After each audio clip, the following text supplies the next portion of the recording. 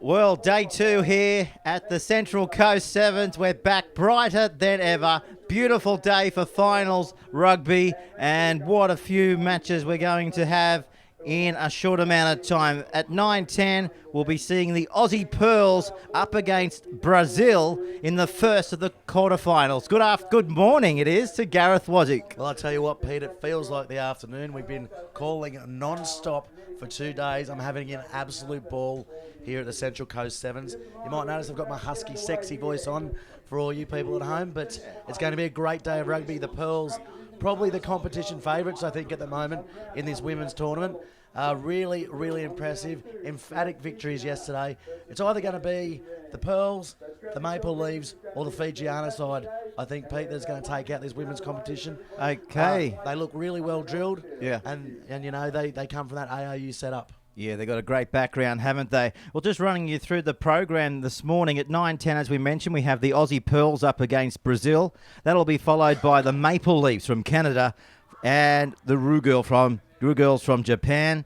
At 9:50, we'll have Wellington up against Waringa. And then at 10:10, Davida, the guys from Fiji, up against the Tiger Rugby squad. Yeah, we didn't see much of Tiger Rugby, did we, yesterday, for you viewers at home that are tuning in, but apparently they're a team from the USA and they are on absolute fire.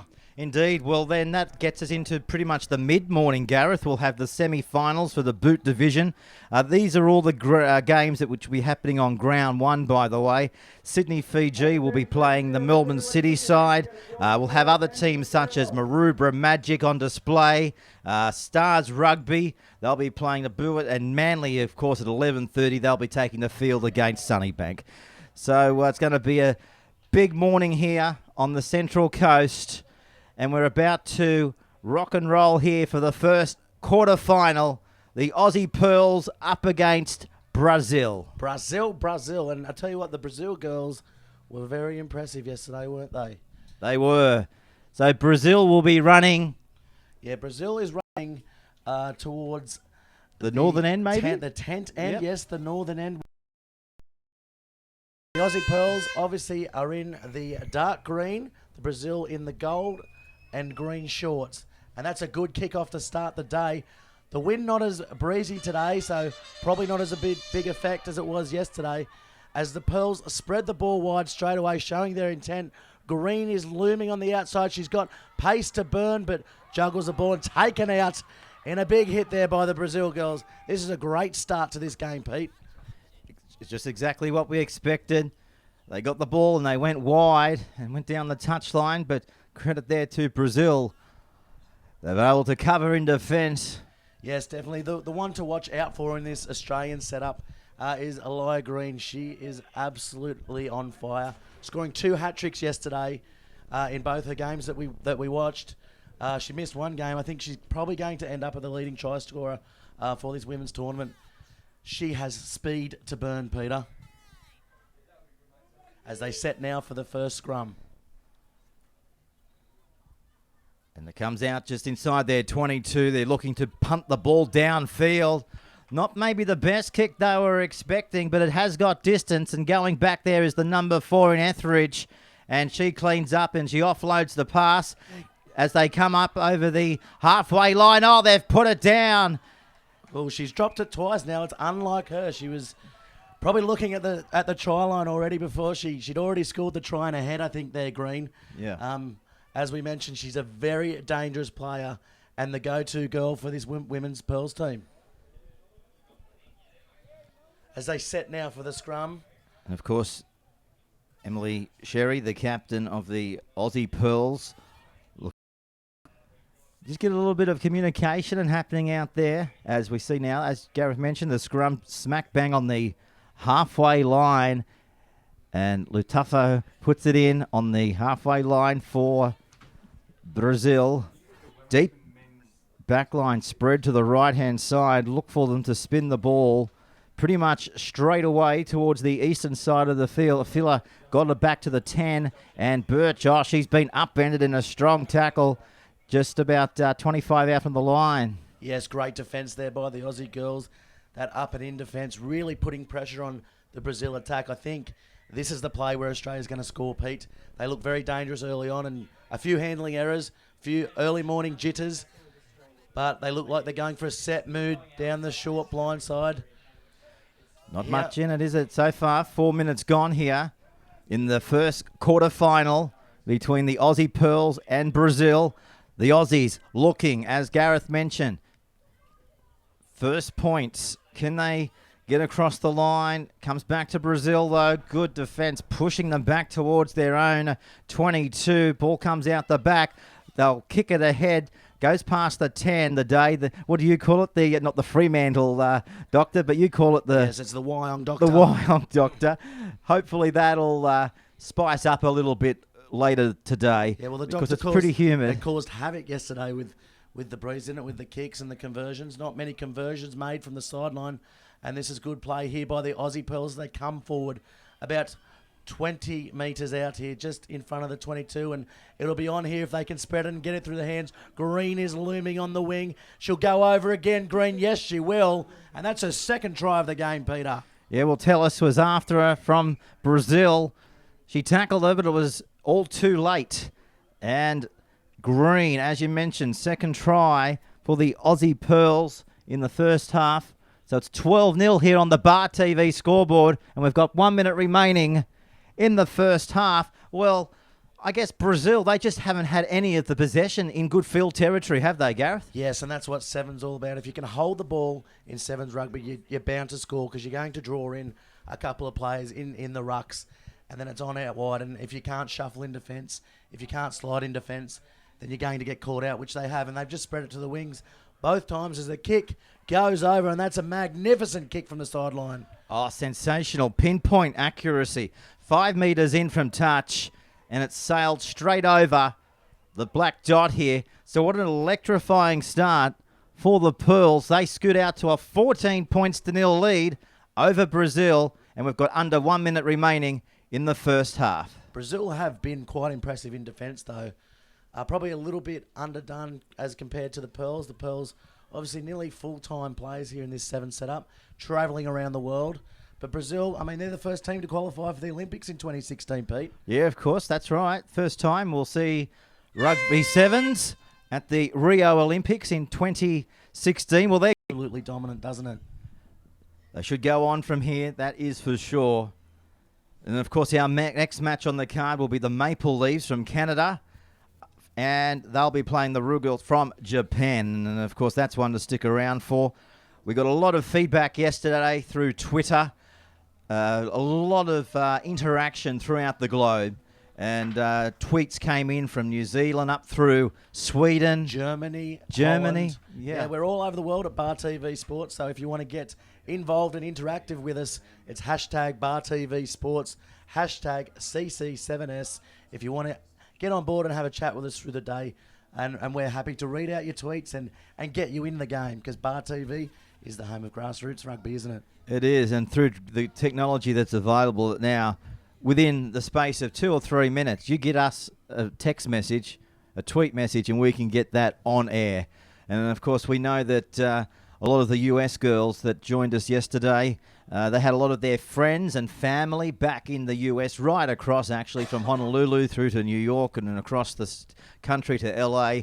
And they were just saying to us what fantastic technology for their mums and dads, brothers and sisters, to be able to watch them, 16,000 kilometres across the Pacific Ocean right here at Morrie Breen Oval. It's a fantastic initiative for their family and friends, and they couldn't thank the tournament organisers enough for getting Bar TV Sports to be able to beam the pictures right across the globe. Well, it's all in front now of Brazil.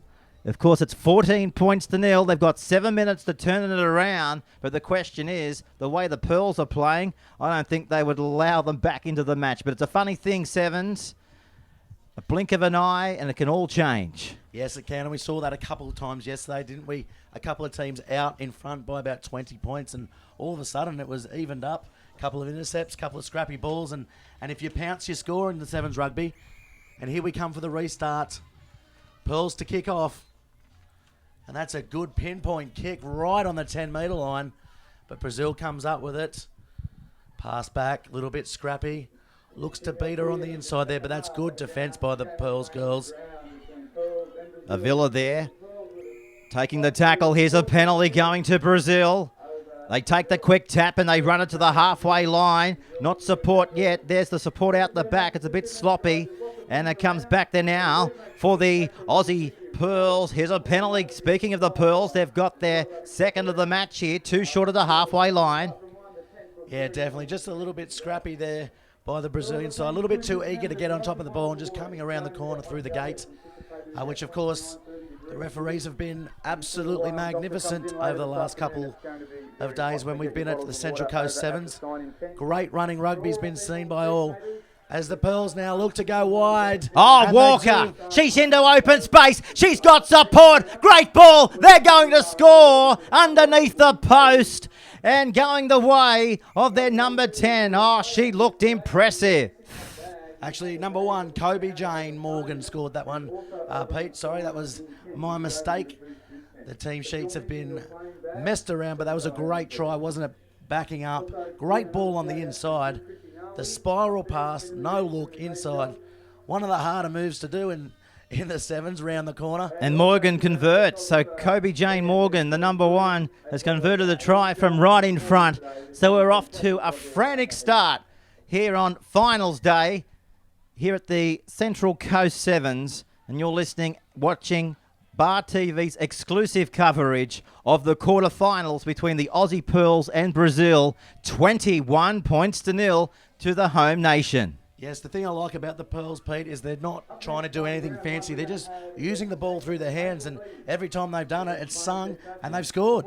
Okay, well, they spin it out wide this time, Brazil. It came off the leg. Now they'll pick it up. They'll offload. This is what we expect from Brazil. Let's see if they can put something together out wide now. They're through the gap. They're towards the halfway line, and they're dropped down. They trail by 21 points to nil. The Pearls are on fire. Speaking of on fire, this is what they need to do. Have a bit of razzle-dazzle and support each other, and that's exactly what they're doing now. They're throwing it around at every opportunity, and they're dropped down 22 metres out from the line. Comes back then out to a Steves. She charges into the attack. Back to the left-hand side. They've got an overlap. Oh, the ball's gone to no man's land. Going back away there is Santos. She pelts the ball off the boot. Speaking of pelting the ball back up the other end of the field, that's what the Aussie Pearls do. I thought for a moment here, Gareth, we're having a game of football. It's a great game of El football, I think they say in Brazil, Pete, but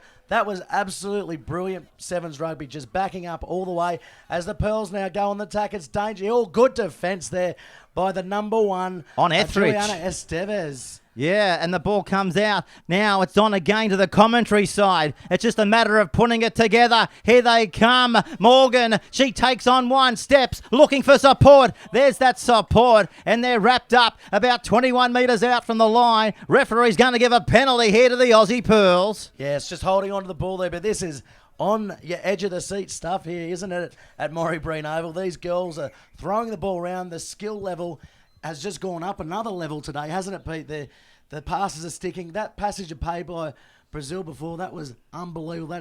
That shows that these girls are going to be, in 2 years' time, a real contender in Rio de Janeiro. Oh, yeah, definitely showcasing the sport of rugby, the Pearls here today, featuring explosive end-to-end action.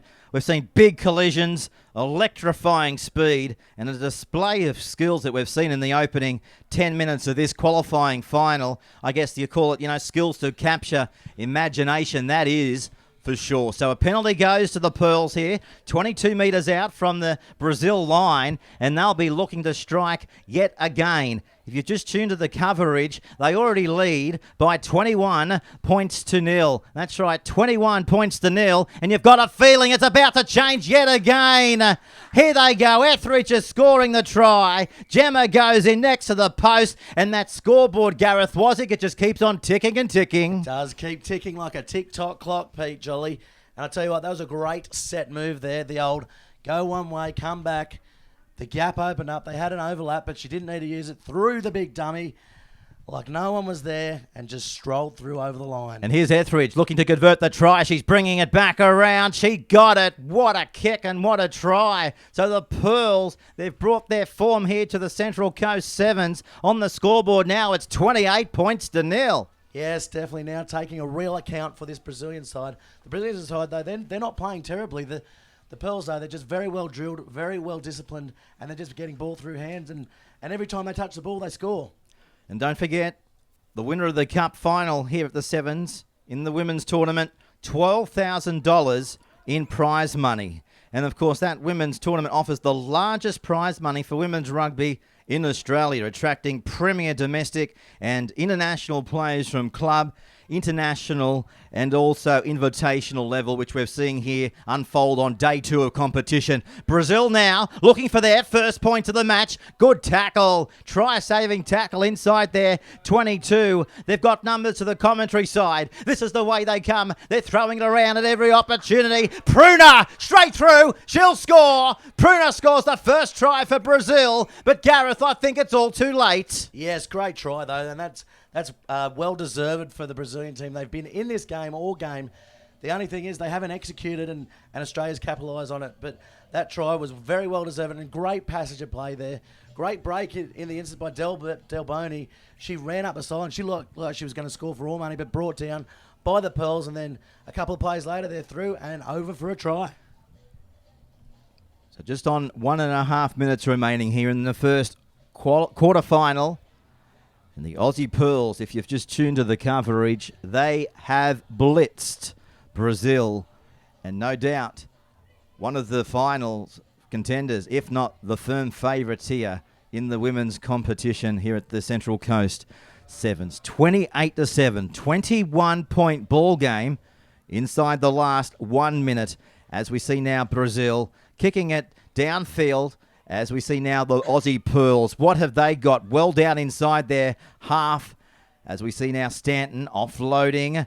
They just continue to bash and barge their way up through the middle of the field. Ball comes out. Space again out to the commentary side. The ball's on the ground. Scooped up there. And away they come again. Morgan. She's over the halfway. She's passing the 10. They're trying to capture her. They might bring her down here. What a tackle. What an effort. Sensational effort there by Ada. Brilliant effort by Brazil. Still on though, and they'll score maybe the last try. And the Pearls are in 15 to the right of the post. Yes, I tell you what, if they gave tries for defence and points to defence, that would have got 20 and got them back in the game. But unfortunately, they just scooted down the blind side. Brazilian side couldn't get back and recapitalise, and the full-time buzzer does blow. But what a great first game of Sevens rugby, Pete Jolly. Oh, it was absolutely spectacular. Exactly what we expected. Featuring explosive end-of-end action. And the Aussie Pearls, well, they advance through to later in the day.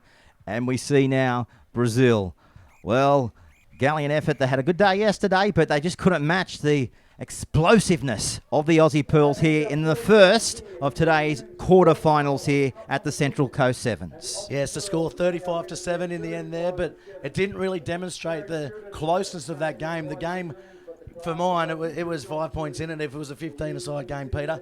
But the Pearls, just too experienced and just capitalised, played very well disciplined, and just used the ball through hands. The gaps opened up, the overlaps came, and that's how they won, Pete. Okay, well, our next match on the card will get underway very shortly. It's scheduled for 9:30. It'll be the Maple Leafs from Canada up against the Roo Girls from Japan. So we do have the Maple Leaf squad.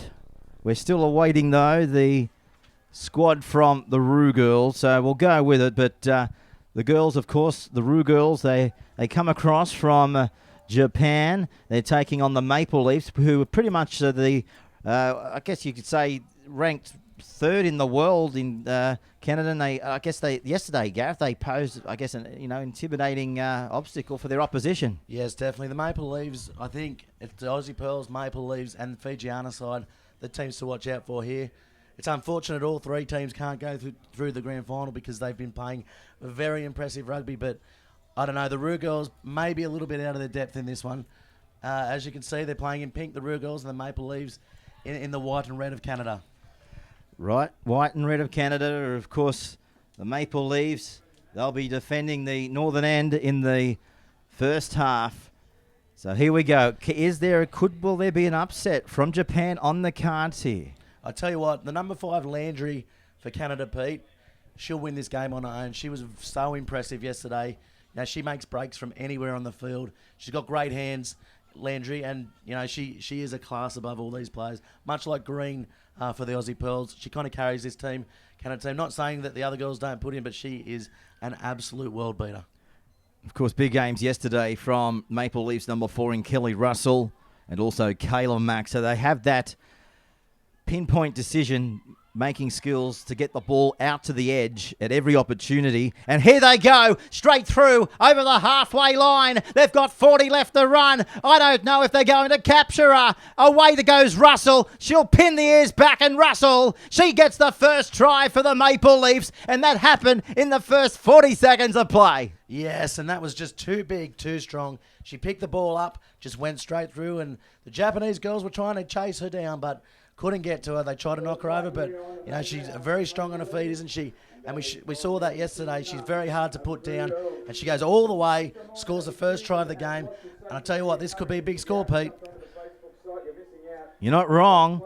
Here's the kick now coming up from Magali Harvey. She's 15 metres in from touch. About 15 off the right-hand side of the post. Not a bad strike, but just fades the right-hand side of the upright. So no change here on the Bar TV scoreboard. We've had 1 minute of play. It's the Maple Leaves over the Roo Girls 7 by 5 points to 0. And it's a hot Central Coast, but it's even hotter with the excitement that these girls are producing. The Maple Leafs, they are in white-hot form. No question about that. And, of course, the Canadians, they are competing here at the Central Coast Sevens for the first time. And no doubt they're seeking to go straight to the top later today. Yes, and as you mentioned, they are ranked 3rd in the world, this Canadian side. The Roo Girls Sevens, though, they're the premier team outside the national side in Japan. So they're no slouches themselves. But I tell you what, this Canadian side has slips through the gap there, the number 6, and Mandy Marchak. And she is under the post for a try, and that's the second try in 2 minutes, Pete. Yeah, not great signs here for the Japanese, that is for sure. She's getting up now after scoring that try. She might have just taken a knock. In fact, she did take a knock as she planted that ball down underneath the post. But she's got back up, and that's the thing. You know, not many players are down and out, are they? They just get back up, and they just got that fierce competitiveness in them, which just keeps on going all day. Here's the kick, a little stab cunt. Over the post it goes. So there you go, a little stab punt, and it's gone over. And now it's 10 points to 0 here on the Bar TV scoreboard. Yes, Pete, and that's what you'll find. A lot of punting goes on with the drop kicks off the toe. They do tend to kick it with the toe, the girls, and it's quite impressive. They can get it from the sideline. They can get it from in front. As we go now for the restart, Canada, through Landry, is going to take another punt at it. That's a better toe punt.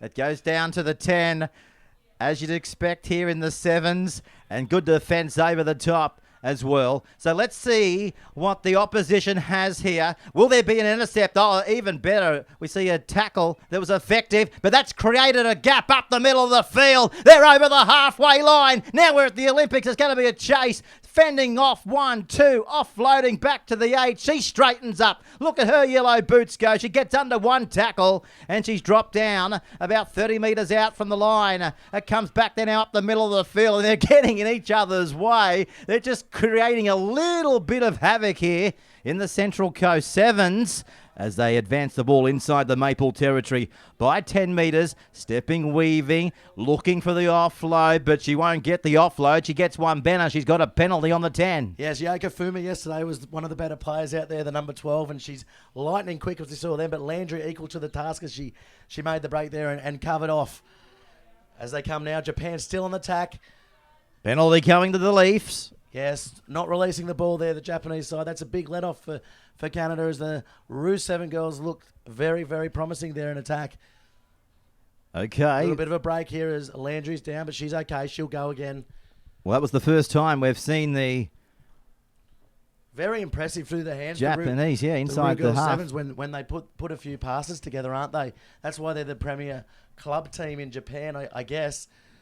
Japan, obviously, a growing bit of rugby over there. You know, it's getting quite large, obviously, with the premier men's side, and rugby sevens as well is creating quite a bit of interest over there too. As we come now for what is the first line out for this sevens match here. Well, it's taking Canada and USA by storm, isn't it, rugby? And, of course, both competing nations are here at the sevens as the Leafs now approach the halfway line. She's got support. She goes through the gap. She's over the 10, inside the 22. She's got 10 to go. She's going to go all the way. Somebody stop her. Yes. Plants it down and scores. As we mentioned before, Landry is the danger woman here for the Canadian side, and she just used her pure speed there, just busted through the hole. And it was never a shadow of the doubt, Pete, as she came over and put the ball about 10 metres in from touch. Well, that makes it 17 points to nil here on the Bar TV scoreboard. And that is the third try of the afternoon for the Maple Leafs. And the kick will come from about 5 metres in from touch here on the western side of Morrie Breen Oval. If you just tuned to the telecast, another stinking hot day here. Up around 28, 29 degrees they're expecting. Here's the toe punt, and it goes to the left-hand side this time. So no change on the Bar TV scoreboard. We've still got the Maples in front by 17 points to nil. Yes, and it's coming up to half-time, Peter, and it's going to be a pretty long half for this Rugby Girls Sevens, I think, the next half. The sun out there is absolutely boiling. Yesterday we had the breeze, but the breeze just hasn't come in yet, the doctor.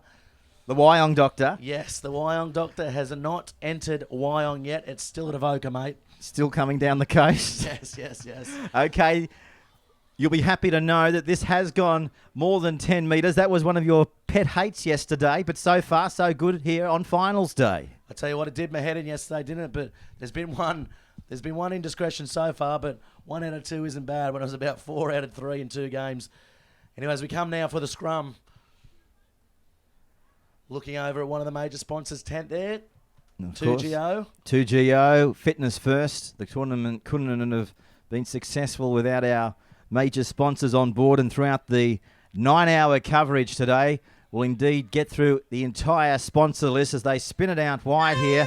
The siren's going to go in the background. The 12 is with it, but they're just stoppage the play here, just outside the Japanese 22. Yeah, she's called that pass forward, which I think it was. It was thrown gridiron style, went about 2 metres forward. That one floated forward. But I'll tell you what, Yakashima, the number 12, she looks very, very dangerous when she does get the ball. But other than that, this Canadian side, again, impressing. They're not playing as structured as the Australian Pearls team. They play a bit more ad-lib footy. But I tell you what, it's going to be, I think, those guys, the Pearls and the Fijian side, if they can get through the day. It's going to be an interesting afternoon anyway, Pete. It will be a fantastic afternoon. And, of course, coming up after this match, we'll have Wellington up against Waringa. And then at 10:10, Davita from Fiji. They'll be playing the Tiger Rugby squad from the USA. Then we move into the semi-finals. We'll have the boot division. We'll have the ball division. And for everybody that looking forward to the latter part of the day, the plate division will get underway around 1:10 this afternoon. Then it will be the cup division, the boot finals, the ball finals, the plate final, and we'll have the cup finals about 6:15 later tonight. Tell you what, there's more divisions than algebra, isn't there, in this competition? That is for sure. But everyone gets a game, and that's what we love about Sevens. It's the community feel.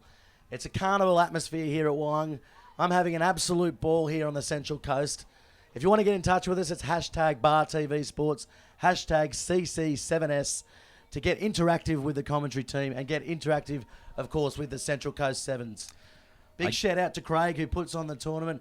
It's a wonderful effort, and this day shows his commitment to the sport of sevens and the sport of rugby itself. And he was saying yesterday he just takes a week off and then he's back producing next year's tournament. And of course, registrations are already they're already open. So if you want to get a part of this tournament, the email process to register is now available to everyone pretty much across the globe. So we've got 28 games to come here on Bar TV throughout the course of the next 8.5 hours. It's a mammoth coverage as we see now the Japanese girls trying to go wide, trying to put something together because they are down by a fair few. 17 points to nil on the Bar TV scoreboard, and they're dragged down from behind just inside their 22. They're not coming outside, are they? They're 22. They're being trapped down inside that area. They'll need to go wide and chance their luck, but so far the Maple Leafs, they're just doing their job and preventing them getting outside their 22.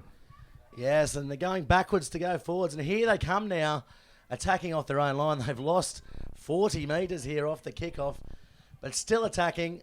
And that's how Sevens is, isn't it, Peter? It's just attack, attack, attack as they've got clear space in front of them on the outside. Oh, good palm to the face there from the number 12, the danger girl, Yokoshima. Oh, yeah, there's a penalty going to the girls, and they take the quick tap and they put the foot down. They cross the halfway line. They're coming after her and they drag her down from behind as she just went past the 10-metre line. They're inside the Maple Leafs end of the field. Now they're going back inside their own half and they looked to straighten the play up and now they put the foot down. The race is on. She's got 22 to go. Oh, what a try-saving tackle. She brings her down 20 metres out from the line. Ball's out the back. Gareth, I thought she was home and hosed. Yes, well, that was a great bit of defence there and great desperation.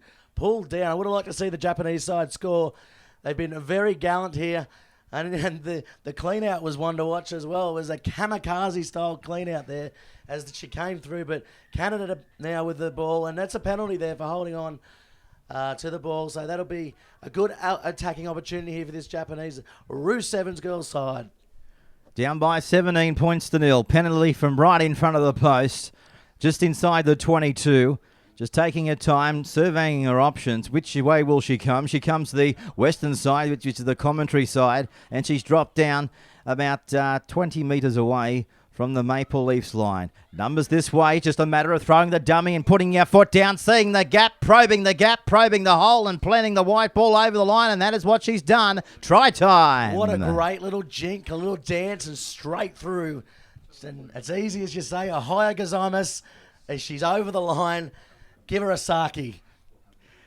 She'll have one, that is for sure.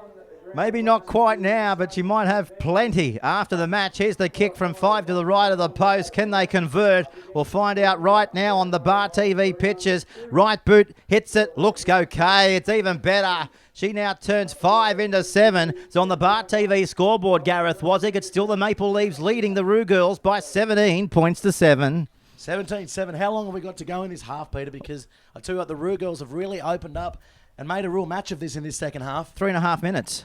Yeah, so it's anyone's game still. As we said before, anything can change, just like the wind did yesterday. It was swirling round, and that's a good analogy for Sevens rugby, isn't it? Is it what?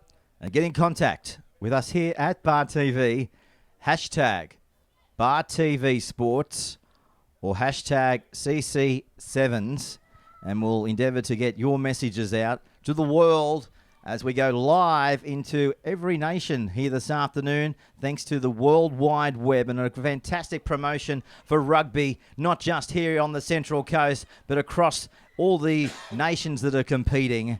And the Maple Leafs from Canada. Well, great defence there by the number 12. I'll tell you what, if she's not called up into the Japanese national squad, there'd be something I wrong. don't know what they're thinking in Japan. Well, it could be a big month for Japan, of course, in the racing department. We've got the Melbourne Cup and big hopes on one of the Japanese horses there. But so far, it is Canada leading the charge here against the Japanese. A penalty goes to the Maple Leafs here. 10 short of the halfway line. They take the tap and spin it out towards the grandstand side. Of course, to our local viewers, that's the Joe Bishop stand of the field. Look at them go down the sideline, inside the 22. Nobody's going to catch them, and they've gone all the way to score the try. And it looks like the number 11 has scored, Harvey. Harvey scores the try, and just too big, too quick, too fast, and she just scoots around them and makes them look really pedestrian. But that's unlucky for the Japanese side. They've been into it up to now, but I think that's the nail in the coffin for them. 22-7. Let's check the kick from right in front. And looking to convert Her own try. Just taking her time. Hot conditions, steamy conditions. As we mentioned, 26 degrees down there on the ground. Here's the toe punt. Looks good. She's got it. Well, there we go. 24-7 with only about 1.5 minutes remaining here on the official Bar TV scoreboard. Yes, good drop kick there to score. Very impressive, this Canadian side. Harvey just smoked them for speed then, didn't she? I still can't see you from yesterday, all that smoke from yesterday, and it's about to stay here. We only just got it cleared away, and now it's just blown back in from Harvey. I think it was her yesterday that just came around and scored from her own 22. But I tell you what, she kicks off again, and that's a pinpoint kick just before the 10. I'll let that one slide, Pete. Yeah, we'll let that one slide through to the keeper. Won a game. Won a game. Anything over one a game, I'm blowing up. As it doesn't make 10, the Japanese side, the Rugby girls 7s will take the tap on halfway as they spin the ball wide immediately. Little dummy, and she's met by a wall of Canadian maple leaf defence. Yeah, just on 48 seconds remaining in the match. Nice hands here, but it's gone straight to the Maple Leafs. Can she offload? It was stolen out of her grasp there from the Japanese. Now they look like they're going to go back inside their 22. The defence comes through and they bang them down right on the line. Now we see which way will they go. Not long on the clock to go here. We've only got 18 seconds remaining. Yes, this Japanese side giving a lot away in sort of height and weight, aren't they? But I tell you what, they're very nippy up the middle. They're very, very fast when the holes open up. So they could score another try. There's still points in this game, Pete. Here's the siren. This will be the last play of the game, of course. The Canadian side will look to probably go down the blind, I'd imagine. Yes. The number 9 here. Farella takes the line on. Look at her go. She's got on the outside of the 4 and pins the ears back again and scores another try. And that'll do it for this third match. Yes, it's the second match. Second match. The little show and go down the blind side. It was always on. A big, big blind. And I tell you what, they weren't blind to it. They scored the try, capitalised, and that's blown the score out now to 29-7. And the kick from the touchline. Pretty much. Well, there we go. Speaking of the third match, as I was about to say, Wellington from New Zealand. The team from across the ditch will be taking on the Australian locals pretty much in the Waringa side. That's coming up right now here exclusively across the Bar TV television network. Hashtag Bar TV Sports. Get in contact with the commentary side. And as we keep on saying, we will, throughout the course of the day, read out your tweets as they come into the commentary box. Yes, and of course, Pete, not just live.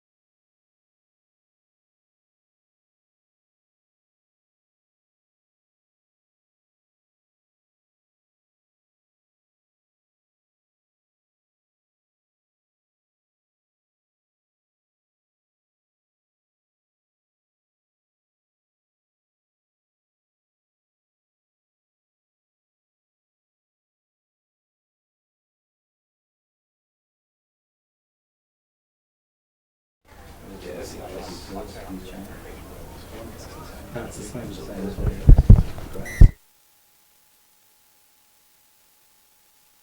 here on ground one with Wellington scoring a breakaway try. Wellington 14. Waringa.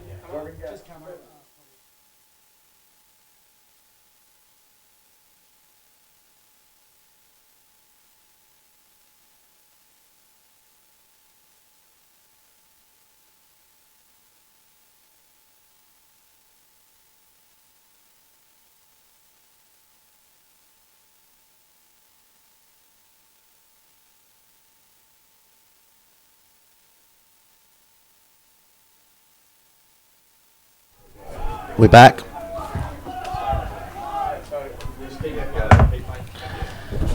Yes, just a little break in proceedings there. We've had the Wyong Swamp Monster come up over the back of the sheds there and try and get on the mic, but we've taken control and we're back into this sevens competition here. The score is 14-7 in favour of Wellington, and they've just gone over again, the Wellington side, just soaking up the time and putting the ball down there, the number 4 in Sheridan Rangihuna.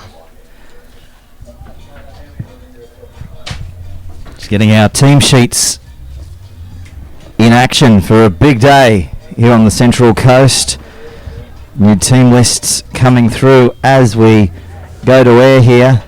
So it's about multitasking here. Tell you what, you dealt well with that with the Wyong Swamp Monster that just came up over the fence. Did I avoid him? You avoided him, you dealt with him, and now we're back on air live for Bar TV. Is he like the Loch Ness Monster? Yes, but except he's not mythical and he's not a loch. He's in a swamp, Peter. Swamp Monster. Covered in mud. Oh, jeez. It's a cooling thing, apparently. As we come back now for the restart, the score here 21-7 in favour of the Wellington side.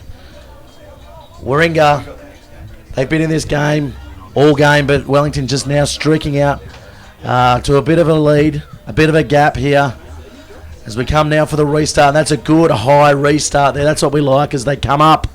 And Wellington have won the ball back here. This is going to be trouble, but no, it's a knock on there. Referee making a good call. Yep.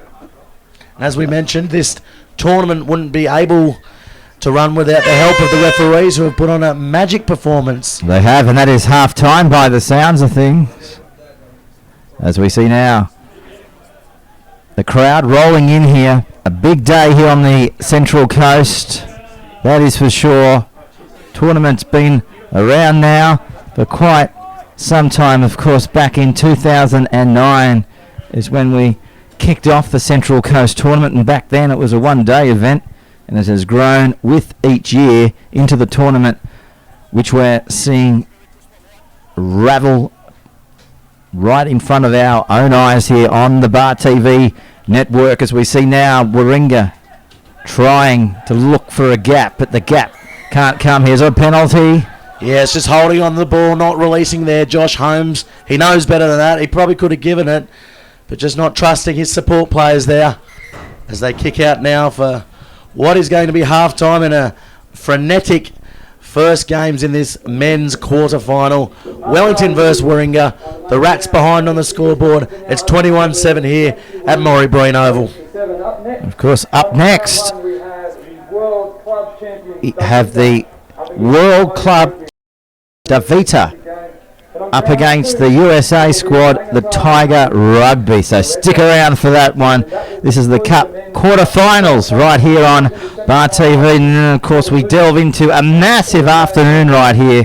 The boot division, we'll have the ball division. And then, of course, the plate division finals will get underway later this afternoon around the 4 o'clock mark. So a big day of telecasting right up until about 7:30 tonight here on the Central Coast. Yes, and you can see the teams out in the middle really sucking in the water, getting hydrated. It's probably about 30 degrees down on the pitch there, down on the field at the moment. It's probably about 38 up here in the commentary box. It is a stinker of a day. I tell you what, I never called a game from a sauna, Peter, but there's a first time from everything. Records are there to be broken. That is for sure. It is a swelter box. That is probably an understatement. But beggars can't be choosers, can they, Peter? read the read the mind. I was just going to say that. You just got to go with what you've got, and that's exactly what the players have to do. You can't worry about the elements when you're a professional athlete. That is for sure. So, Waringa now. They'll switch over, and they'll go around for another 7 with their opposition.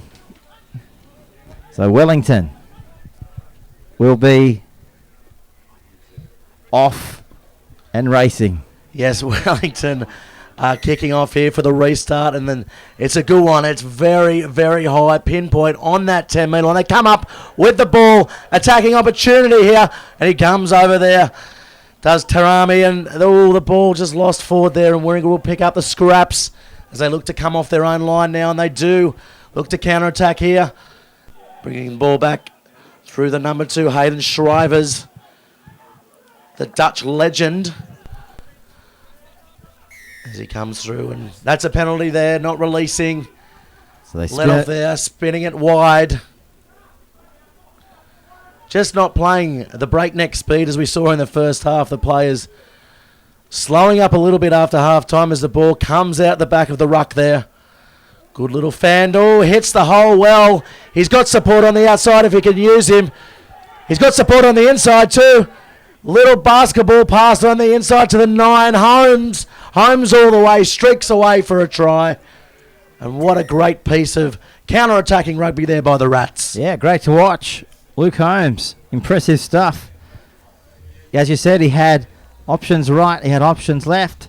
And at the end of the day, the 5-pointer is what will be counted. So Wellington now 21-12 here on the Bar TV scoreboard. The kick from right in front. They'll add another few points to their tally, one would think. Over it goes. Flags are up on the Bar TV scoreboard. It's now 21-14. Yes, there's only a try in this now, so Waringa right back into this game from the restart, attacking from their own line. It paid off for them, and they've come through now, and there's only a try difference. I tell you what, this is going to be a close finish, Peter. Stay with us. This is the quarterfinals of the Central Coast Sevens here at the picturesque Morrie Breen Oval on the Central Coast. As we see now, Wellington. Can they do something special? Speaking of special, tunnel ball through the legs. That was impressive. Out the back it comes. Curtis is trying to capture the ball, but the ball beats him in over the line. Quick line out there too by the Rats, looking to attack, and good defence there by the Wellington side. Pink numbers on their back. Bit of stripe down the side from the Waringa boys, and the ball floats over. Yeah, floats forward there, called a forward pass. Pretty poor option, really. Should have just put it through the hands for mine. First try to Waringa makes this game 21-14 on the main ground, really heating things up with about 4.5 minutes to go. Finish here. Who's going to hold on to take this one? I blow the system up, apparently. As we see now, this is intriguing part of the match. We've got 4.5 minutes to go. I tell you what, you don't blow the system up. You blow rugby up, Peter. You're one of the most colourful commentators in the world, and I wouldn't have it any other way. As they come now for a scrum just in front of halfway there, the Wellington side feeding. It's going to be a short arm penalty. Quick ball out the back there. Number 7, Curtis. He's dangerous. Good palm there. Standing in the tackle and wrestled to the ground. There's big gaps opening up here for this Wellington side if they can use it. They have the overlap, but the Rats sliding well, sliding backwards. Wellington just coming into the ruck there, holding the ball up, getting reset to the left. And that's a penalty for coming through there. A little bit unlucky for the Rats. 21-14. Another tap taken. Measuring their options. Coming out this time to Samuels. He goes himself. Samuels, big palm. Still going. He got it back to Curtis. Oh, good cover defense Great there. ball. Samuels will score. He's coming around. And another try to Wellington. Well, that was just class all over. That was, again, a good case of just backing up. And obviously these guys play a lot together. They just know they're going to be there. So the no-look pop pass off the ground. That's a Sevens rugby special, that one. The fans absolutely love it. 26-14. Yes, the crowd building here. We've probably got it, close to 1,000 here already, I'd imagine. And of course, we can't forget the Australian Prime Minister, Tony Abbott, was here yesterday to cut the ribbon, to launch, I guess, this tournament. And it was great to have the PM here yesterday. So it's 28-14 now on the Bar TV scoreboard. This is our first quarterfinals for men. We've already had the Aussie Pearls defeat Brazil in the first women's match. The Maple Leafs, too good for the Japan girls. And so far, Wellington in control with 2 minutes to go over Waringa. That's a great restart there. Sevens rugby at its finest. Wellington side come back up with it. On the attack again. Could be points here. Danger time for the Rats as they spread the ball wide. Little inside ball there to Curtis, who's gone to the other wing now. There's numbers out here. If they can use it through the hands, draw and pass will do it. Penai stepping, weaving, takes the on. Gee whiz, he's a strong attacking sort of player, an aggressive player. Speaking of aggressiveness, this might get them close to scoring. They're aggressive. Yes, that's exactly right. The 10's gone over. Yeah, Belgium, Tuatagola. He was one of the best yesterday, and he did the little jinking run, came back on the inside, off the right foot, and just slid over the line. The grass looks a little bit greasy. Of course, we did have the thunderstorms here yesterday afternoon, so the moisture's still in the ground. Only not for long, though. This sun really soaking up, and he goes over. Looks like he may be in a bit of trouble, though, clutching the ankle there on the try line as the Wellington side make wholesale changes.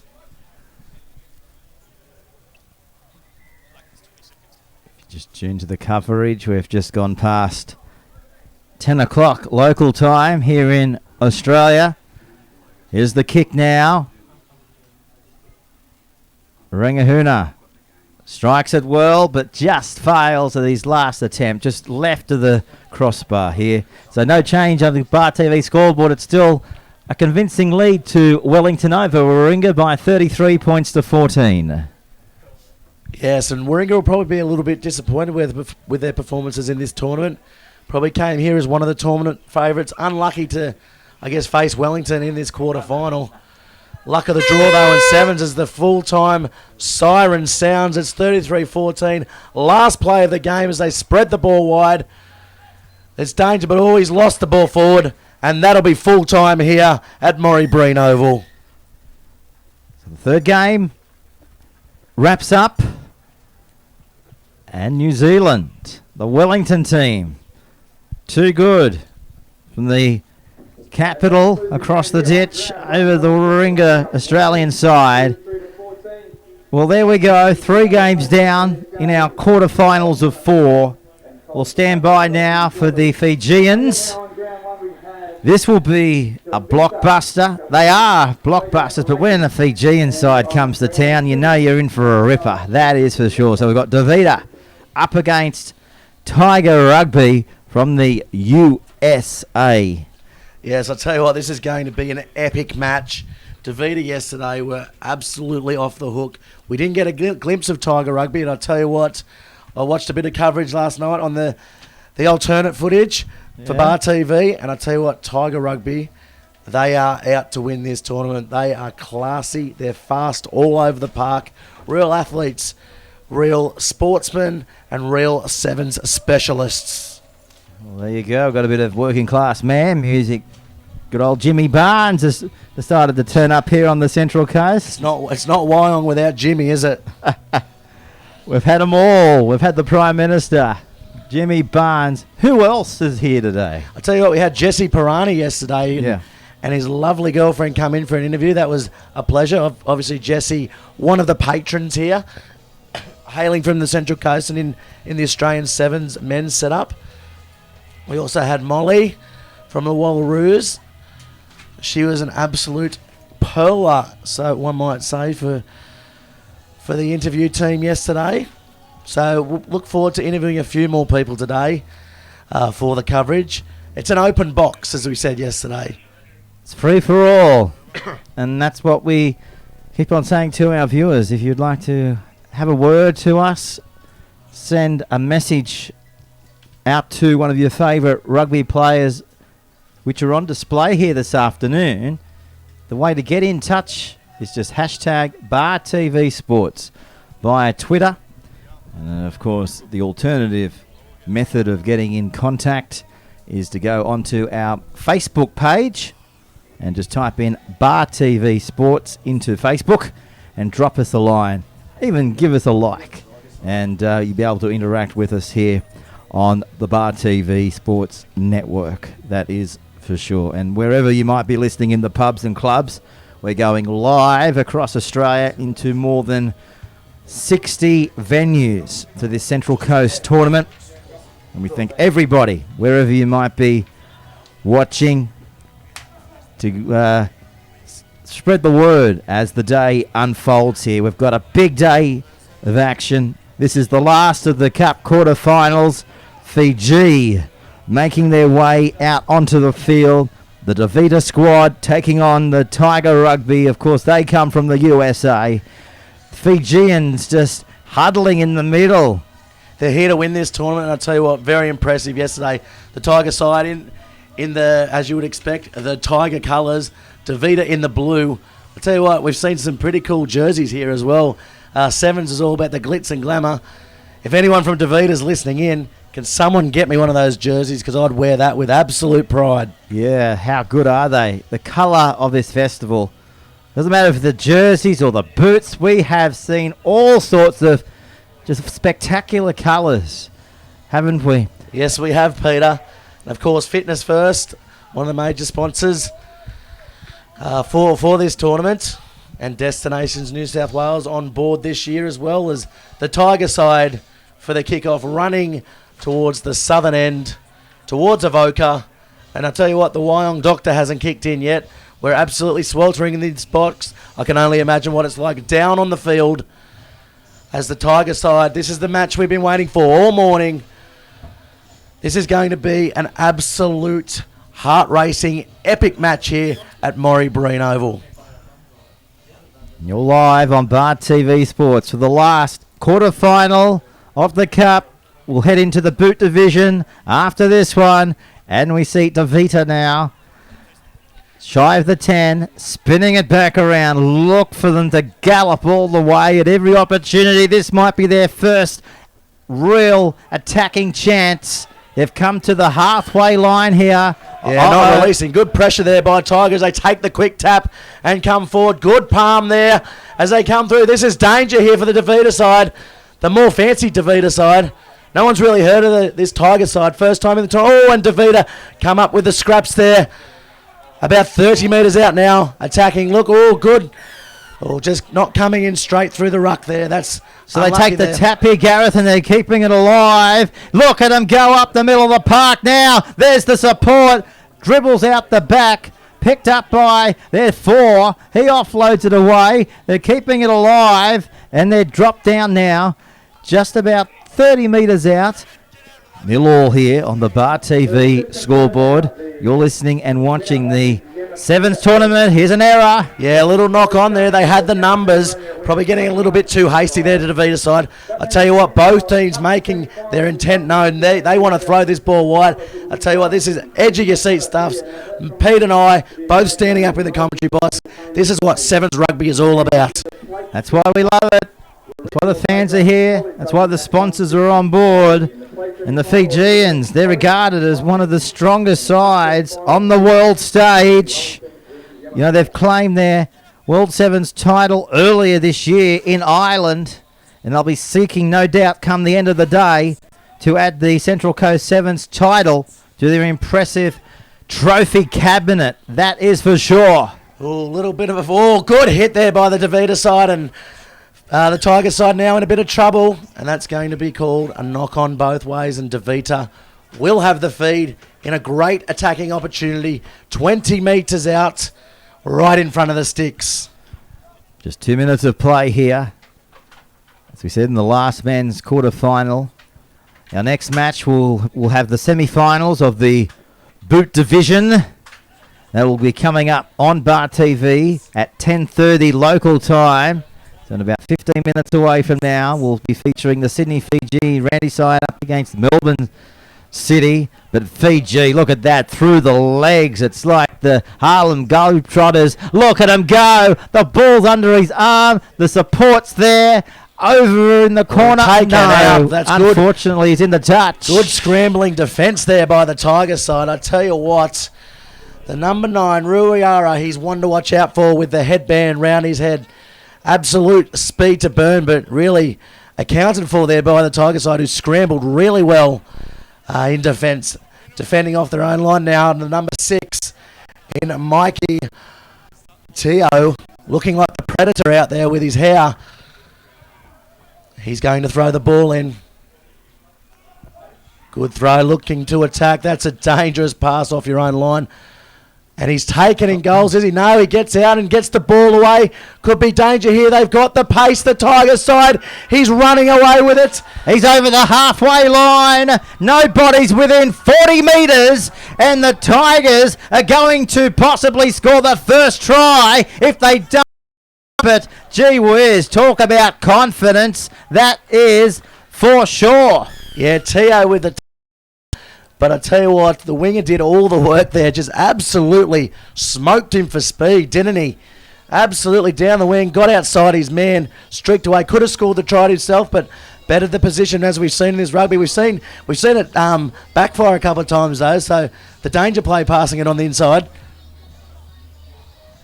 With the kick to come, the Predator taking the kick. The kick and the Predator. This is a good one. How does he judge himself as a kicker? Let's find out here. Well, he's looking professional enough. He thinks he knows what he's doing. Let's see if he's got the goods. They don't come much easier than this. Oh, he boots it between the post and it hits the tent. So try and conversion successful. The Tigers over the Fijians 7-0. Yes, and Nat Turner making that break down the far touchline. I tell you what, this Tiger side, they've come out and they've surprised everyone. I mean, they are much fancy. They're one of the better USA sides, but this DeVita side, one of the tournament favourites. They'll be a little bit shell-shocked. They want to come out firing as this kick probably, just. I thought that made the 10-metre line. A little bit unlucky there for the Tiger side, letting them off the hook. Of course, the Tigers, they're contesting their first Central Coast Sevens. You've got an experienced team with a fair few international experience going around here. So they'll be out to show why the USA is a waking giant in the world of rugby. Bad luck there for a Messi, who was coming, looming on the inside, just clutching at the ball, not letting it come into his hands. He was away for all money. Good backing up by the DeVita side, causing havoc. They're still in this match. They can't let their heads go down. As the Predator getting his troops there for the Tiger side, rallying his troops on the sideline. We see the number 10 Nat Turner out on the wing. We saw the pace from before. Will they use him again, or will they do a cheeky little blindside play, Pete? Well, they're cheeky enough to do anything, aren't they? Let's see what they do have up their sleeve here. We've only got 1 minute remaining, roughly, in the first half here. And one might say not many people were expecting the Fijians to be down by 7. As we keep on saying, though, 7 points is pretty much an easy target to get back into the match when you're throwing the ball around like we've seen for the last 1.5 days. We've seen over 80 matches on Bar TV, and we've got 25 more games today until we count down to the finals later tonight here. As they spin it around the Tigers, this is where they were effective a few moments ago. Here's the kind of chip and chase, but I think it had too much depth for him to be able to get the ball back. And now they punch above their weight, and they've gone straight through. Shut the gate. First try coming up for the Fijians, and they're in. Yeah, Vanessa just getting around his man, doing what was done to him just before, and just too much pace. Little fend around, brings it around, betters the position. I tell you what, this game is absolutely on, Peter, with a kick to come. 7-5 here. Tigers in the lead. A little bit of a difficult kick, difficult angle here. Good quality rugby, an important kick. 20 metres out. 10 to the right hand upright. Hits it. It's coming back around. The touch judges like it. 7-5 here on the bar. 7-all now. With the it's a draw. We're locked up at half time. It's First too time quick of the to day. keep up. This is absolutely crazy, mate. Well, that is half time here. 7-all. Well, if this is anything to go by, we're going to have fantastic athleticism all throughout the day. And, of course, culminating later tonight in the boot finals, the ball finals. We had the plate finals and the cup finals. I know a lot of interest are in the finals. So it'll be the first of the finals, of course, will be the boot finals. And the men's and the women's will get underway about 4:10 this afternoon. The balls final, 4:50. The plate final around 5:30. And then, of course, the tournament will wrap up with the cup final at 6:15 and 6:45. And then, of course, we'll have the presentations. And then for a lot of the players and the spectators, the party will continue after that well into the night, whoever will be victorious. Yes, the Wyong Leagues Club hosting the after-match function. Will you be attending, Peter? Are you attending? That might sway my decision. I will never knock back a free show, mate. Free show? Yeah, free show. I'm in. Let's go. Get me to Wyong Leagues Club and get me home sometime later tonight. I better check the City Rail timetable. Tell you what, I've caught the train from Wyong. It's a little bit hairy sometimes. Here we go. 7 down, 7 to go. And the scoreboard is reflective of the number 7. Well, you don't see that much, do you? Central Coast 7s. 7 down, 7 to go, 7-all. 7-all. Interesting It's a game of stat. 7s. It is. If you have some sort of OCD or obsessive compulsive, that would definitely be of interest to any of. Well, here we go. This game is anybody's. Who is the most hungriest? We'll find out in 7 minutes. Fiji, the Deviants, get us underway. The Tigers come down with it on their 22, and they're looking to strike at the first opportunity. Could be a high tackle there, yes. He's going to call out. No high tackle. Of course, a couple of high tackles called yesterday. The DeVita side looking to throw the ball in, but just calming it down there. So we'll have a line out here on the 10. Tigers into the field. Yes, bigger Messi. Littler Messi is the man they want to get to. And he's got the ball now, spreading the ball wide as they come through.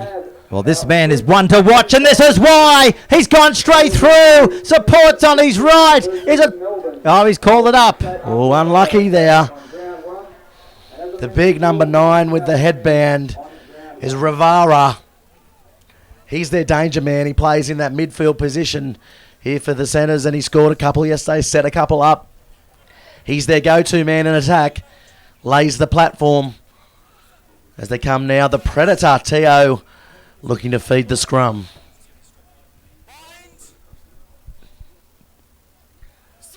At 24 metres out. Ball comes in. They're going to chance their arm again. Good scrambling tackle there. Oh, the DeVita side counter-upping. Yes, that's going to be a penalty, though, to the Tiger side. Quick tap there, Teo. Looking around. Yeah, where's bunched. his man? There he is, Gareth. Yeah, on the a little 10. bit bunched there, the Tiger side. Getting reset now. Here's a penalty to the Tigers. Very unlucky there. I don't know, the DeVita side just losing their feet a little bit, trying to counter-ruck. Number 2, Taylor Howden taking the ball into contact. He's a big lump of a lad. Kicked out there by Danny Poynton. As we see now, line out happening on the 10. The Vita's end of the field. This is Bar TV, live and exclusive across the World Wide Web. And if you are listening in from overseas, don't be afraid to tweet us on hashtag Bar TV Sports or hashtag CC7s as the ball comes out wide now. Dangerous here. Look at them go. Opening their legs like they know only how. There's the chip. There's the chase. There's the regather. There's the trip. There's the offload. And there's the try. What a way to do it. Unbelievable stuff. That is impressive. Yeah, what a great try there by Roa, setting it up and finishing it off, passing it in on the inside, kicking it on the inside, and it was great hands all around, wasn't it? You can't teach that. And as we said yesterday to the Fijian Coral Sevens tournament director, these guys are born for this stuff. They play on bumpy grounds and they can pick up anything, anywhere, and that's what they did right there, Peter. And that was a good try. Well, he was telling us yesterday they train on the rocky beaches, and when they get to a ground like this, it's heaven. Here's the kick now. Can they convert one of the best tries we've probably seen in the competition? It's coming around. He's kicked it. What a kick from the sideline. What a passage of union here in the Central Coast Sevens, Gareth, was it? Yes, and we're on the seats. We're standing on the seats in the commentary box. This is an absolutely exciting game of rugby here. It's 14-7 to the Davida side against the USA Tiger side. USA are going to want to hit back now off the restart, and it's a good restart. Pinpoint accuracy is Davida come up with the ball. No, Tio gets the ball, but that's going to be called a knock on there in the middle by Davida, slowing the play up. Well, we need to slow the play up, don't we, after that brilliant try by Davida. Lon might say keep it on, keep it bringing brilliant stuff so far. We've had still 4 minutes to go in this half, so the game's still open. The game's still anyone's. And of course, 20,000 Australian dollars in prize money for the men's tournament. And also the winner gets exclusive entry into the Coral Coast Sevens tournament as well, we found out yesterday. So a lot to play for these teams who travel all around the world playing sevens, living the life as the Tiger side going backwards to go forward. They got numbers on the outside here.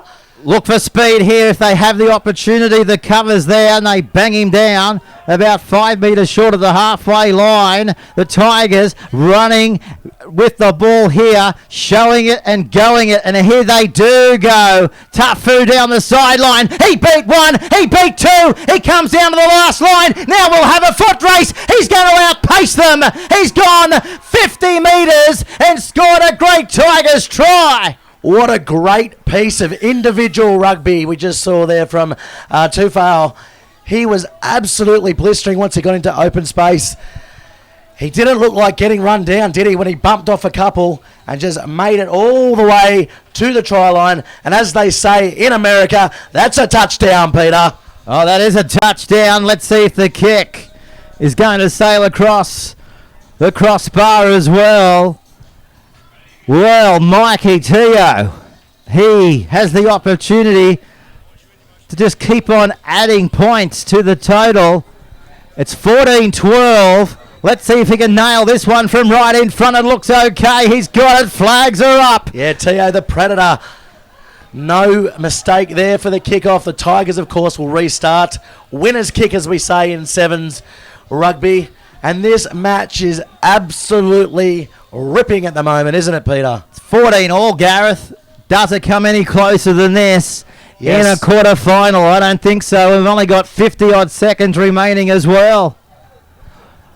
Well, interesting to see. The Tigers want to get this ball back from the restart, so they're going to want to go high, not too deep, but they go deep, and that's a mistake with this Davida side who can score tries from all over the park, and they look to spread the ball wide, and they reset quickly. Good little jink, good little step. He's got a couple to beat. He beats him. He's away. Will they get him? The 10's coming after him. This could be the try that puts them into the front with 30 seconds to go. They're inside the 22. He got it back to the 7. Shut the gate. He scores! Oh, Gareth, is that the try that has put Davida to the front and possibly won them the match? Yes, that's not just the try that's won them the match. That's the try of the tournament. What a great comeback try from their own line, pretty much, basically. And the number 7 in Irani just scores, finishes off. It went through nearly 7 sets of hands for that, all on the far side of the field. Great backing up by the Davida side. I tell you what, the hoot it just sounds. They have won the match, the Davida side, getting them through to the semi-finals. The Tiger side, very unlucky though. Oh yeah, very unlucky. They're gutted. Just have a look at their facial expressions. as they look at this kick, just not quite make it across the crossbar. It doesn't matter anyway. The score 19-14, and what a great spectacle for Sevens rugby, not only in Australia but all around the world, Peter. Oh, that is as good as it gets, doesn't it, in the Sevens tournament? And you've just watched it right here in the Central Coast Sevens. So that pretty much wraps up our Cup quarterfinals here today. We've seen big wins to the Aussie Pearls, even a bigger win to the Maple Leafs. Wellington defeated Waringa, and of course we've just seen Davida from Fiji come from behind, will level it up, and they've just scored a magnificent try, and as Gareth has called it, possibly the try of the tournament. Definitely the try of the tournament. I tell you what, there's going to be a great highlights reel for Bar TV, isn't there? And as we said yesterday, Josh, the producer, is going to have his work cut out, getting all the best moments and fitting them into 5 minutes, Peter. That'll be a task. That'll be a challenge. That is for sure. And of course, you'll be able to relive all this action today. If you're not watching it live right now, and if you want to relive some of these great tries, even before the highlights reels are available, it's there for good. And that's the great thing about modern day technology, and Bar TV is leading the way across Australia as far as technology goes to serve the people of the rugby world. So that pretty much wraps us up. As we said, the Fijians have been able to come from a level innings, I guess you scored match, and now they've won it, and they're just having a few little photographs now on the field. Bit of a happy snap. That's what rugby's all about, isn't it, Peter? Happy, the whole community vibe. Being jolly and happy. Peter Jolly being happy. That's name by nature, mate. Thanks, Gareth. As we're getting our photo taken in the box, this is art, imitating art right here. Some call of art, yeah. As we see on the halfway line. It's artistry at its best, that is for sure. Great theatre here on display here at the Central Coast Sevens. So what we might do now, there's going to be a break in play for a few moments. We'll come up with the team lists for the semi-finals. It is the boot division, and the first match in that semi-final boot division will be Sydney, Fiji up against Melbourne City. So what we'll do is take a break, come back, and we'll have the first match of our semi-finals really shortly. Really shortly. Really shortly. Shortly. Got to blend in. As we take a little break now from the coverage, just to get our voices back. We've been absolutely on fire this morning.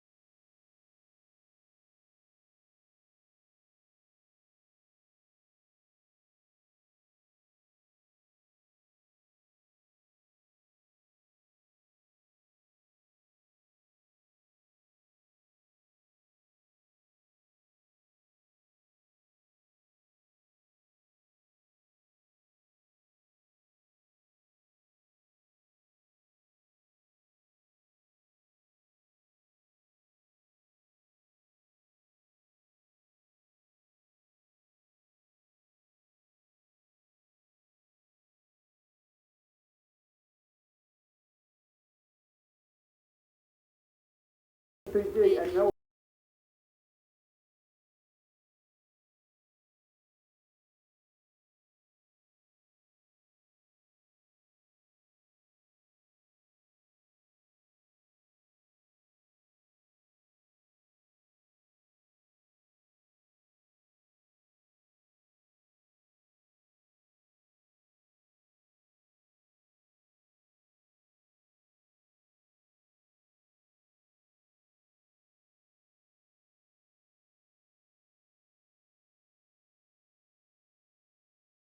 Come now for the boot, a semi-final back live for you with Bar TV. We have the Melbourne City Silverbacks women in the black and the Sydney Fiji side, mind you, in the blue.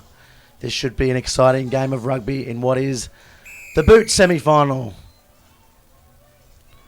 Named after, of course, the Monopoly piece. Okay, then. Well, here we go. This is, as Gareth mentioned there, this is the first match of the women's semi-finals for the boot division. As we see now, Sydney Fiji throwing it around. Could they be the ones to open this scoreboard up very shortly? They take them on. They're galloping away. Still going. Oh, they've luckily come up with the play that has prevented the Sydney Fiji side for possibly scoring the first. Now they've got a penalty, Melbourne. Yes, and good scrambling defence there by the Melbourne side. Sydney Fiji really opened them up down that sideline there, closest to the commentary box, and they'll take the tap. The Melbourne City girls, they look to spread the ball out wide, coming back the other way. Room to move here as she comes through. Good little pop ball, keeping the ball alive and just taking the ball up the field to about 30 metres out. But the Sydney Fiji side come up with, but that's going to be a penalty. Not clearing the ruck there. Okay, they put boot to the ball and they're going to take the tap and spin it wide. Good pass, creating a gap up the middle. Where's the support? Ball's on the ground.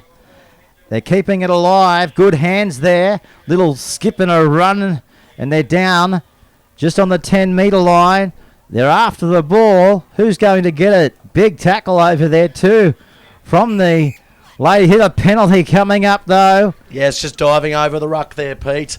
As the tap comes now, Sydney Fiji look pretty deadly with the ball, and they pass the ball out. Little bit of maybe an obstruction there, but no, the referee plays on. They're held up here. They're going to have to do something with it.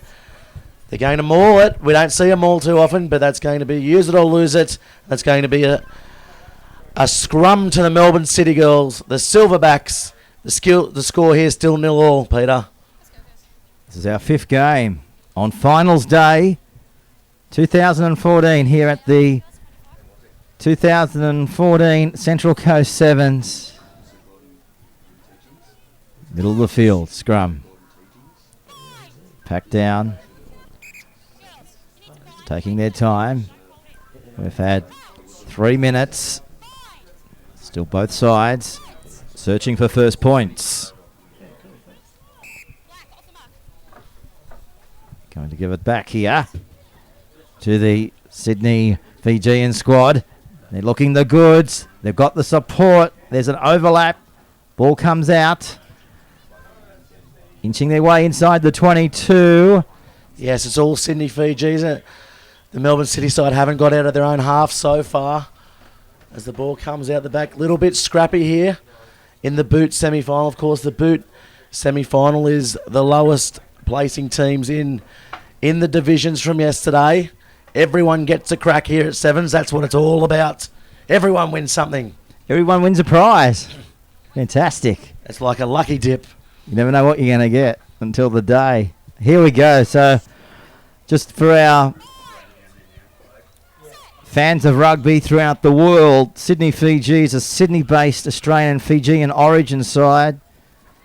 They've been extremely active, but unfortunately they've now got a chase as Melbourne City going to go the length of the field and score the try to Ashley Masters, who goes untouched to the right of the post. Wow, look at the pace shown by Ashley Masters there. That is completely against the run of players. She just cuts them up the middle.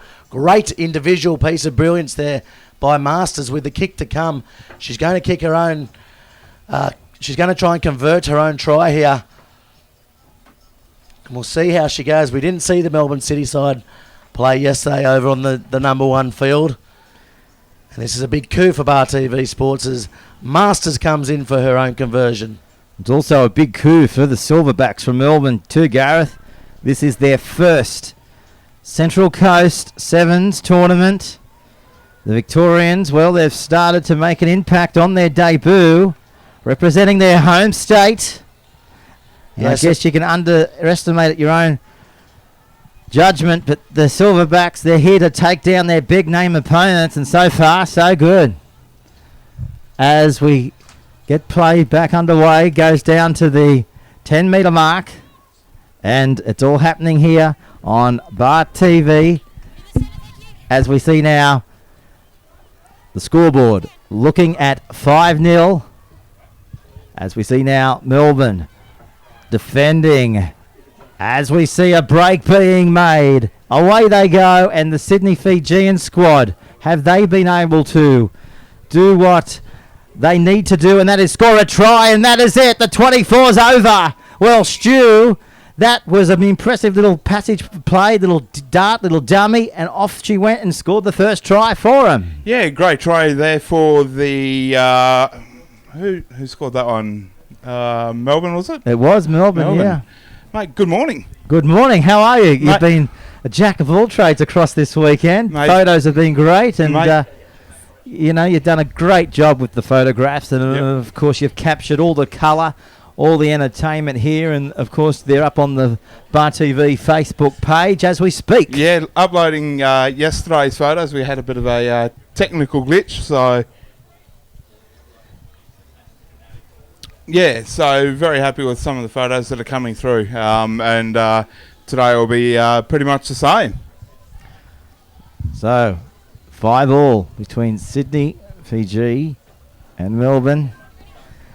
You've been here for a few hours now. We speak about the weather, how it impacts the game of rugby, and we're up around 30 degrees here right now at about 10:30 in the morning. Yeah, not good, and it probably feels like about 75% humidity, so very humid out there. Talking to some of the players and some of the officials as well. Definitely be keeping the fluids up to them throughout the day. Yeah, it's a big day for fluid, that is for sure. You'd lose a lot, so you'd have to replace it pretty quickly. So... And that is half time here, Stu. Yep. So we have a fairly tight ball game here. It's 5-5 on the Bar TV scoreboard. So short arm free kick, ball going into goal and being grounded straight away. So the team gets the option of a free kick back at halfway, as referee Lauren Kelly from Newcastle blows half time. Local girl from Newcastle referees. Yeah, Lauren has as I said yesterday, a fantastic year this season. Dropped a large amount of weight. She's down, I think, around 70 kilos from what she was about 12 months ago. So certainly a credit to her and the hard work that she's put in throughout the last 12 months. And of course, you're associated with the Referees Association. What about the lines and the touch judges? Do they come from right across the country as well, do you think? Yeah, if we look at a couple of the referees that are out there, we've got a good mix of referees from Queensland, Victoria and New South Wales. We've got Amy Perrott there. I can see she's had a very busy year this year. Refereed a first Shoot Shield game, which is the Premier Rugby. Refereed a first test as well, and was selected to referee the Women's Rugby World Cup Grand Final just recently. A referee's dream, I guess. Referee's dream, mate. Any international's a good international as far as I'm concerned, so if you get the appointment, certainly take it with both hands. And for a lot of our younger viewers, how do you get started in the ranks here in Australia? Mate, it's basically getting in contact with your local association. If if you're not sure, jump on the ARU website, and I'm sure the guys there, either Jamie or Ron, will be able to point you in the right direction. Women's rugby referees are starting to slowly gain a profile in Australia, which is great. Great for the game. So, as you can see, we've got an all-female contingency here for this match. So, yeah, all the girls have worked really hard. The old saying, you've got to start somewhere, and what a stage to get your start. That is for sure in the local comp, and then if you're good enough, progress through to the finals and take on the world. Well, yeah, that's exactly correct. And as I said, young Amy started off just refereeing kids rugby once upon a time, and has worked her way up to become pretty much the #1 referee in women's rugby as we currently speak. So it's 5-all here, second half. Watching the first of the semi-finals in the boot division. Sydney, Fiji to feed it. Deep backline spread very to the deep right. backline. As I said, it's sort of like touch football. You want to try and suck the defence in, and then send the ball wide out to your winger, which Sydney, Fiji have done. And it's all about that support play, which we're seeing now, and just supporting your lady carrier. Bit of a high shot, but that's not going to prevent them from scoring. And going to the front here, Stu, underneath the post. So Sydney, Fiji, they lead now by 10 points to 5. Kick to come. Yeah, great piece of support play there from Sydney, Fiji. As I said, just setting that attacking line deep and bringing the defensive line in. And just a 1-2 pass and breaking that defensive line and having that support play. Here's the kick. Toe punt. Drop goal. It's a beauty. You don't see very many of the old toe poke anymore. No, you the old don't. toe crusher. It's not often that you get to say that off the tongue. That's for sure. Well, it's 12-5 here on the Bar TV scoreboard. And for our interstate viewers and our viewers who indeed are tuning into the coverage and clicking onto the coverage from across the world, just give you a bit of background on the Sydney Fijian side. It's a Sydney-based squad. They've been extremely active on the New South Wales 7 circuit, competing regularly. Stu, featuring in a number of international squad and players, and they've got great experience out there from both the Australian and the Fijian markets. And so far they're up by 7. So this game could go right down to the wire. They've just got to get a little bit of possession, Melbourne City. They haven't been outside their own half since the kick-off to the second. No, that's also credit to Sydney Fiji's defensive pattern as well. Yeah, they've been in your face. They've had that great aggressive style of defence, haven't they? And that's paid dividends for them. Here's a penalty coming up for Melbourne. This will help their endeavours to possibly get good field territory. They're going to spin it from the western side right away to the eastern side. Was that touched in flight? I think so. They've regained the ball. Yeah, they're spinning it around. The ball's on the ground. Melbourne, they've got to clean it up. They can't clean it up. And Sydney, Fiji, now they've lost it. They've pounced on the ball. Melbourne now, they turn defence into attack. There's a ball out the back, picked up by Sydney, Fiji. They're keeping it alive. Hot potato. Can they keep up with it? Will this be another spectacular try? They've got to offload. They do offload. She's only got one to beat. Oh, big tackle! Crunching tackle. Will she get back up? She does. Lauren Kelly coming back for the penalty. I think she was saying it was high. Was high. But, gee, that impact was felt back in Melbourne town. Oh. It rattled everybody here on the Central Coast as they're keeping it alive. As we see now, the Sydney Fijian side. It is hot potato. Come and catch me. The ball's too hot for me to have. I need to offload, and there's the offload. Gone back. Went backwards. Referees called it up. Yep, great call, that one. First one went back, second one went forward. So Lauren Kelly jogging on the spot there to call that one. So 2.5 minutes remaining. She gives you away with the number 11, Stu. A bit of a story there. No, not Bit yet. of a relative. But, we might have to talk a little bit later on. I think she wants you to come down and take a photograph of her tremendous efforts, of course, in this tournament. As now, Melbourne City Silverbacks, just outside their 22.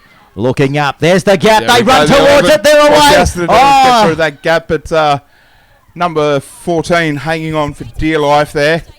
Penalty coming up though to Sydney Fiji. And once again, just silly play from the Melbourne side, just not being able to get rid of the ball in time. So we've got 1.5 minutes to go. In this one, 12-5 is the score. This is Bar TV's coverage of the Central Coast Sevens, and a big thanks to tournament sponsors. Fitness First. They're the biggest. They're the best. Great gyms. 107.7 2GO as well. Destination New South Wales. Without their support, we couldn't watch, let alone telecast, this very successful tournament, led under, of course, by their tournament director in Craig. That is for sure. Now the ball comes out the back, toe to head. No, she's called it back here. Penalty coming up to Sydney Fiji. And referee Lauren Kelly saying that the defender was taken without the ball. Just looking around to the scoreboard, we've got 52 seconds remaining. They've got to somehow get it back off them, don't they? The Melbourne Silverbacks. They've got to force an error, but will the error come? They're throwing it around. They want more points. 7's not enough. It's not satisfying enough. Ball's toe to head. They'll go back and clean up Melbourne. Will they? No, yep. Melbourne can't. Yeah, Melbourne will get a penalty as Sydney Fiji was able to clear it up. But a penalty comes 5 short of halfway. Not long to go now, and I think Melbourne are going to look at any possible way to at least get some points on the board. So this is the Boot Division semi-final. Sydney Fiji 12-5. Melbourne inside their half. Just looking around, surveying their options, surveying which way they're going to spin it. Ball's on the ground. Siren's gone. Oh, she's called it back, the ref. Yep, great call. Pass went forward. And unfortunately for Melbourne, just not being able to go on with it there. And the siren goes in the background, and it was a forward pass. Well, if it went a centimetre or two behind, it could have been a different story. It would have been shut the gate. So, yeah, once again, thanks to our sponsors for this carnival. Erin Affair, if you're ever down that way, duck into Boost Juice, get yourself a juice. Waringa Rugby League Club for letting us host this great tournament at a great venue. The grounds are looking fantastic. Who else have we got? BLK, the clothing sponsor, great bit of kit there. And Terry White Chemist, of course. Got CFM on the coast, 101.3.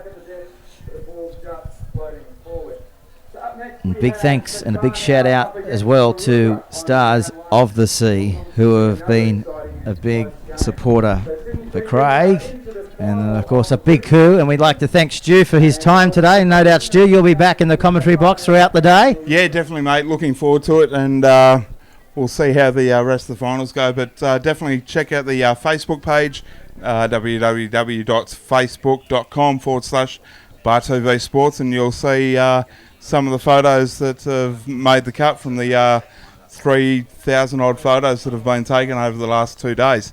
3,000, you have been a busy man. Have been a very busy man. I tell you what, that trigger finger must be absolutely hurting at the moment. Yeah, I think I might have to go and see the boys over at Kinesio and get the whole finger strapped. Good on you. All right then, Stu. Stu's busy man for us. He's our go-to man here on the Central Coast. Pretty versatile as well when it comes to doing all sorts of things out, Stu. He's pretty media savvy. Loves to chat. And I'm back, he's also Pete, I'm the back. ground maintenance man. Oh, hello, Gareth. Welcome back. Where have you been? I have been interviewing I'll tell you what, you thought you went well with Tony Abbott yesterday. I got an absolute coup. Sir Gordon Teachings, an absolute rugby sevens legend. He's been the coach of the All Blacks for the last 21 years. Brought through Jonah Lomu, brought through Cullen, all the big stars. And we just got another Bar TV exclusive, Pete. Well, and that's coming up later on this afternoon. Great job. Well, there's been a plethora of stars that have graced our commentary box. If they didn't know about Bar TV before today, the whole world knows now. The whole world does know, and why wouldn't they? Grassroots sports, anything from grassroots sports to professional sports, Bar TV will cover. Yeah. And of course, if you'd like to know what other sports Bar TV actually does cover throughout the season, log on to YouTube, just punch in Bar TV Sports, and there is an absolute swag of events throughout the year. Of course, Bar TV out of Newcastle, in New South Wales, in Australia, but not just confined to Newcastle. Covered a lot of national tournaments. We've covered the prestigious NRC tournament, the Wollongong Rugby League, the Newcastle Rugby Union, and of course the real NRL. And now we see the second match underway in the boot division. The Maroubra Magic girls are out there as well. Yeah, and Tiana as well, playing in the blue against the black of Maroubra. Should be an interesting game, this one, in the second semi-final for the boot tournament competition. Obviously, the lower teams in their divisions go through to the boot final series. And this should be an absolute clanger. It will be. So let's see what can unfold as the day unfolds here. We've had only 50 seconds of play in the second boot division final. And of course, Sydney, Fiji were able to defeat Melbourne City in our previous clash. What will the next 14 minutes bring here for these girls? Oh, that's a good little pop ball off the ground. Could be danger, but no. She goes back in field. Should have backed herself there. And there's space open wide, but no, they don't get the ball out. Should have used it through the hands there, Peter, as they come now towards the halfway. That's a good ball, and she scoots away down the sideline. She's going to put this under the post here, the Tiana girl, and that is an absolute cracker of a try to open the scoring here. 5-0 to Tiana. Okay, and they don't come any easier. Every goal kicker loves these ones from right underneath the post. Put your money on it. We're heading towards 7, you'd think. Here's the kick, stabs at it. She likes it. 7-0 after the first 1 minute here in the second match of the boot division semi-final. Yes, the Maroubra Magic need to regroup here, I tell you what, and they'll do it through Bucky Walters, the number 5 for the Magic. She is a nippy little player around the back of the ruck, and she's the danger woman in this side, and that hasn't gone 10. That's a pretty poor kick. Maroubra. And it'll be a penalty in the middle of the field here to the Maroubra Magic. Takes the tap kick. They come down the... Bucky throws the ball out there. Kelly wrapped up all in all. Throws it out the back. Keeping it alive. This is Martin chipping for herself. Was she taken out? Gee, I don't think she got a clear passage to the ball. But the ball's gone another 15 metres from where she's ended up, flat on her back. And now they've lost it. Comes back to Maroubra. Can they offload? They do. Favourable bounce. Oh! Tippy toe stuff. Did it hit the fingernails? It might have. It may have hit the fingernails, the tips of the fingers even, Peter. But I tell you what, very good passage of play there by the Maroubra girls, who aren't going to take this lying down. That's for sure. And of course, Tanua. the Maroubra Magic 7-0. Gareth, I guess you could call them, they've been having an extensive and highly successful women's sevens program. They've come together, they're strong performers, and fairly young group of girls, but never shy of tackling on, are they? And that is the case here. Never say die attitude, as we see now.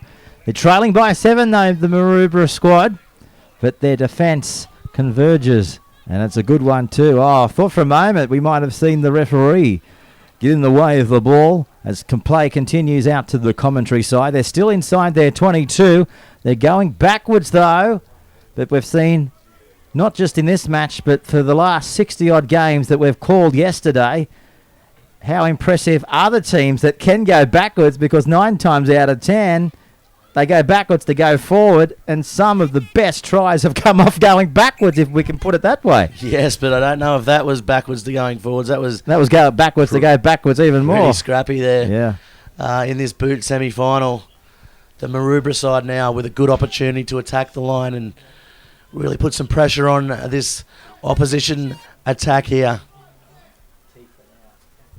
Well, Team Fanau, apparently, we'll be seeing a lot more of them on the rugby circuit.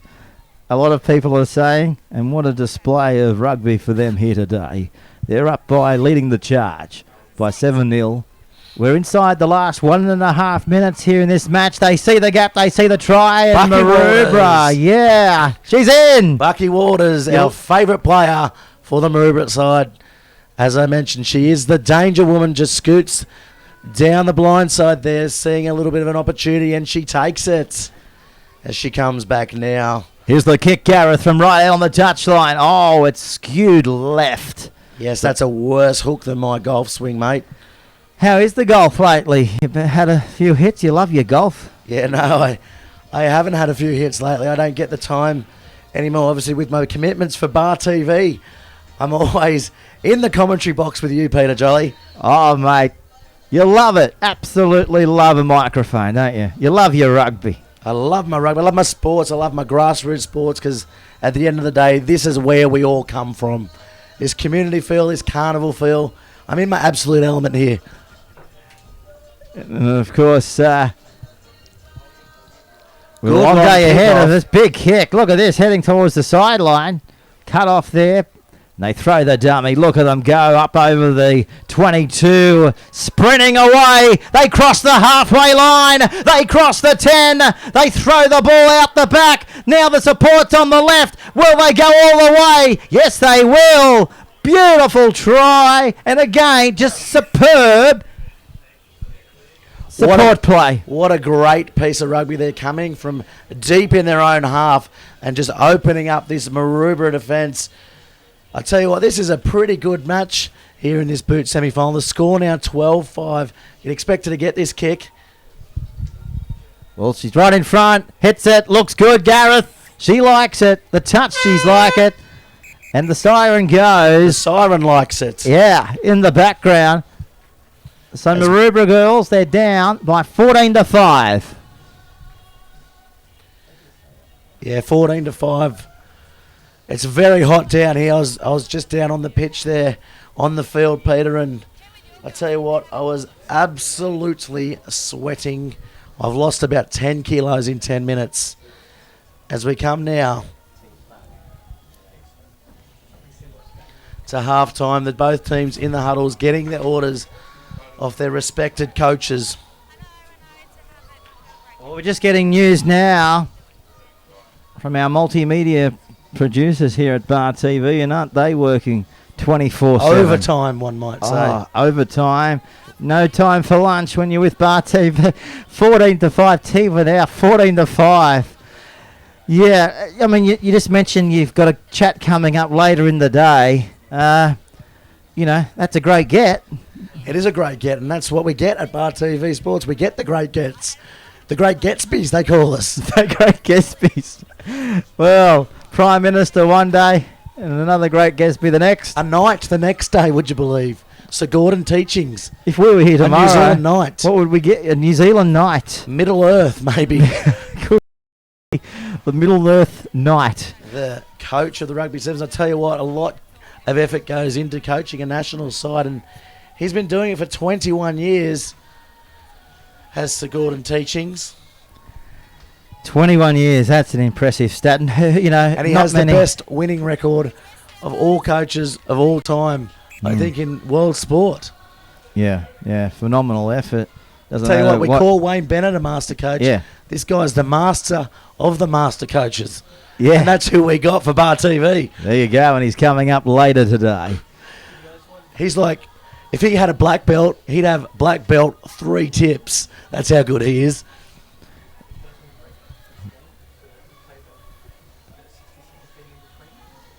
So we're getting underway now for the second half here. A hot, still day. Pretty much identical to the conditions that we experienced yesterday.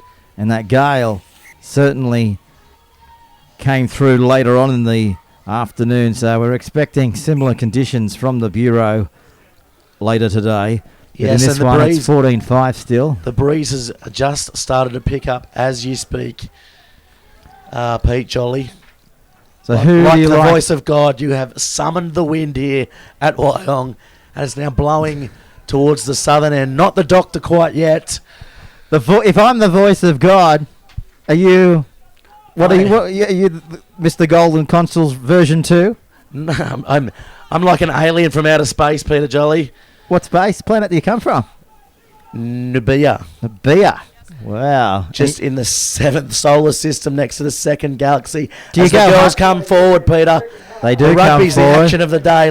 We'll get back to what planet Gareth comes from throughout the day. I don't think I'm far away from the planet wherever you've come from. As they come down past the 10, they pass the... Yeah, they're coming over the halfway line. So, big shoulder! Get that into you!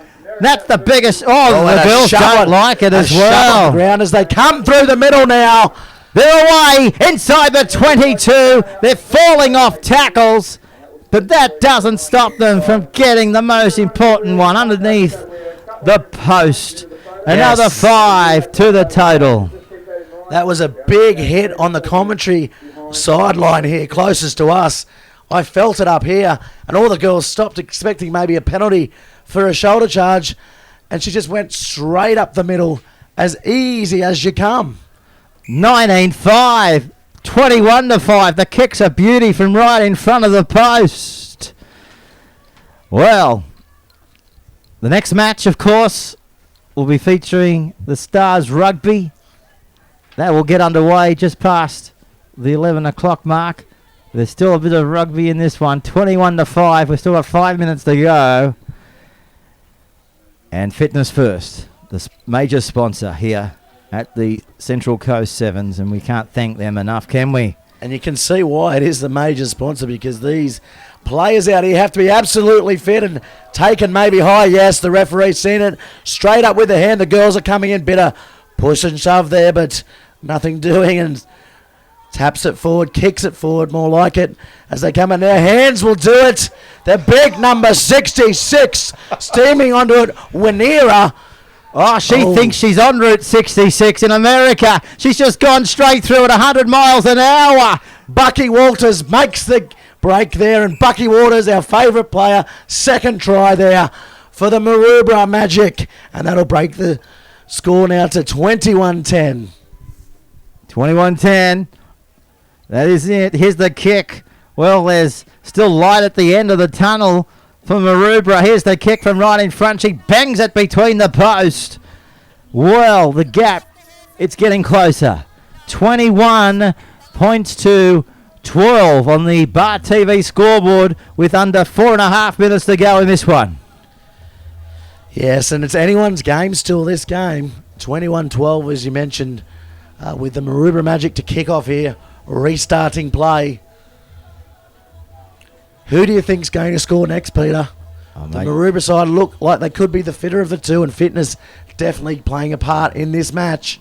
They're definitely coming home late. They're going to go deep.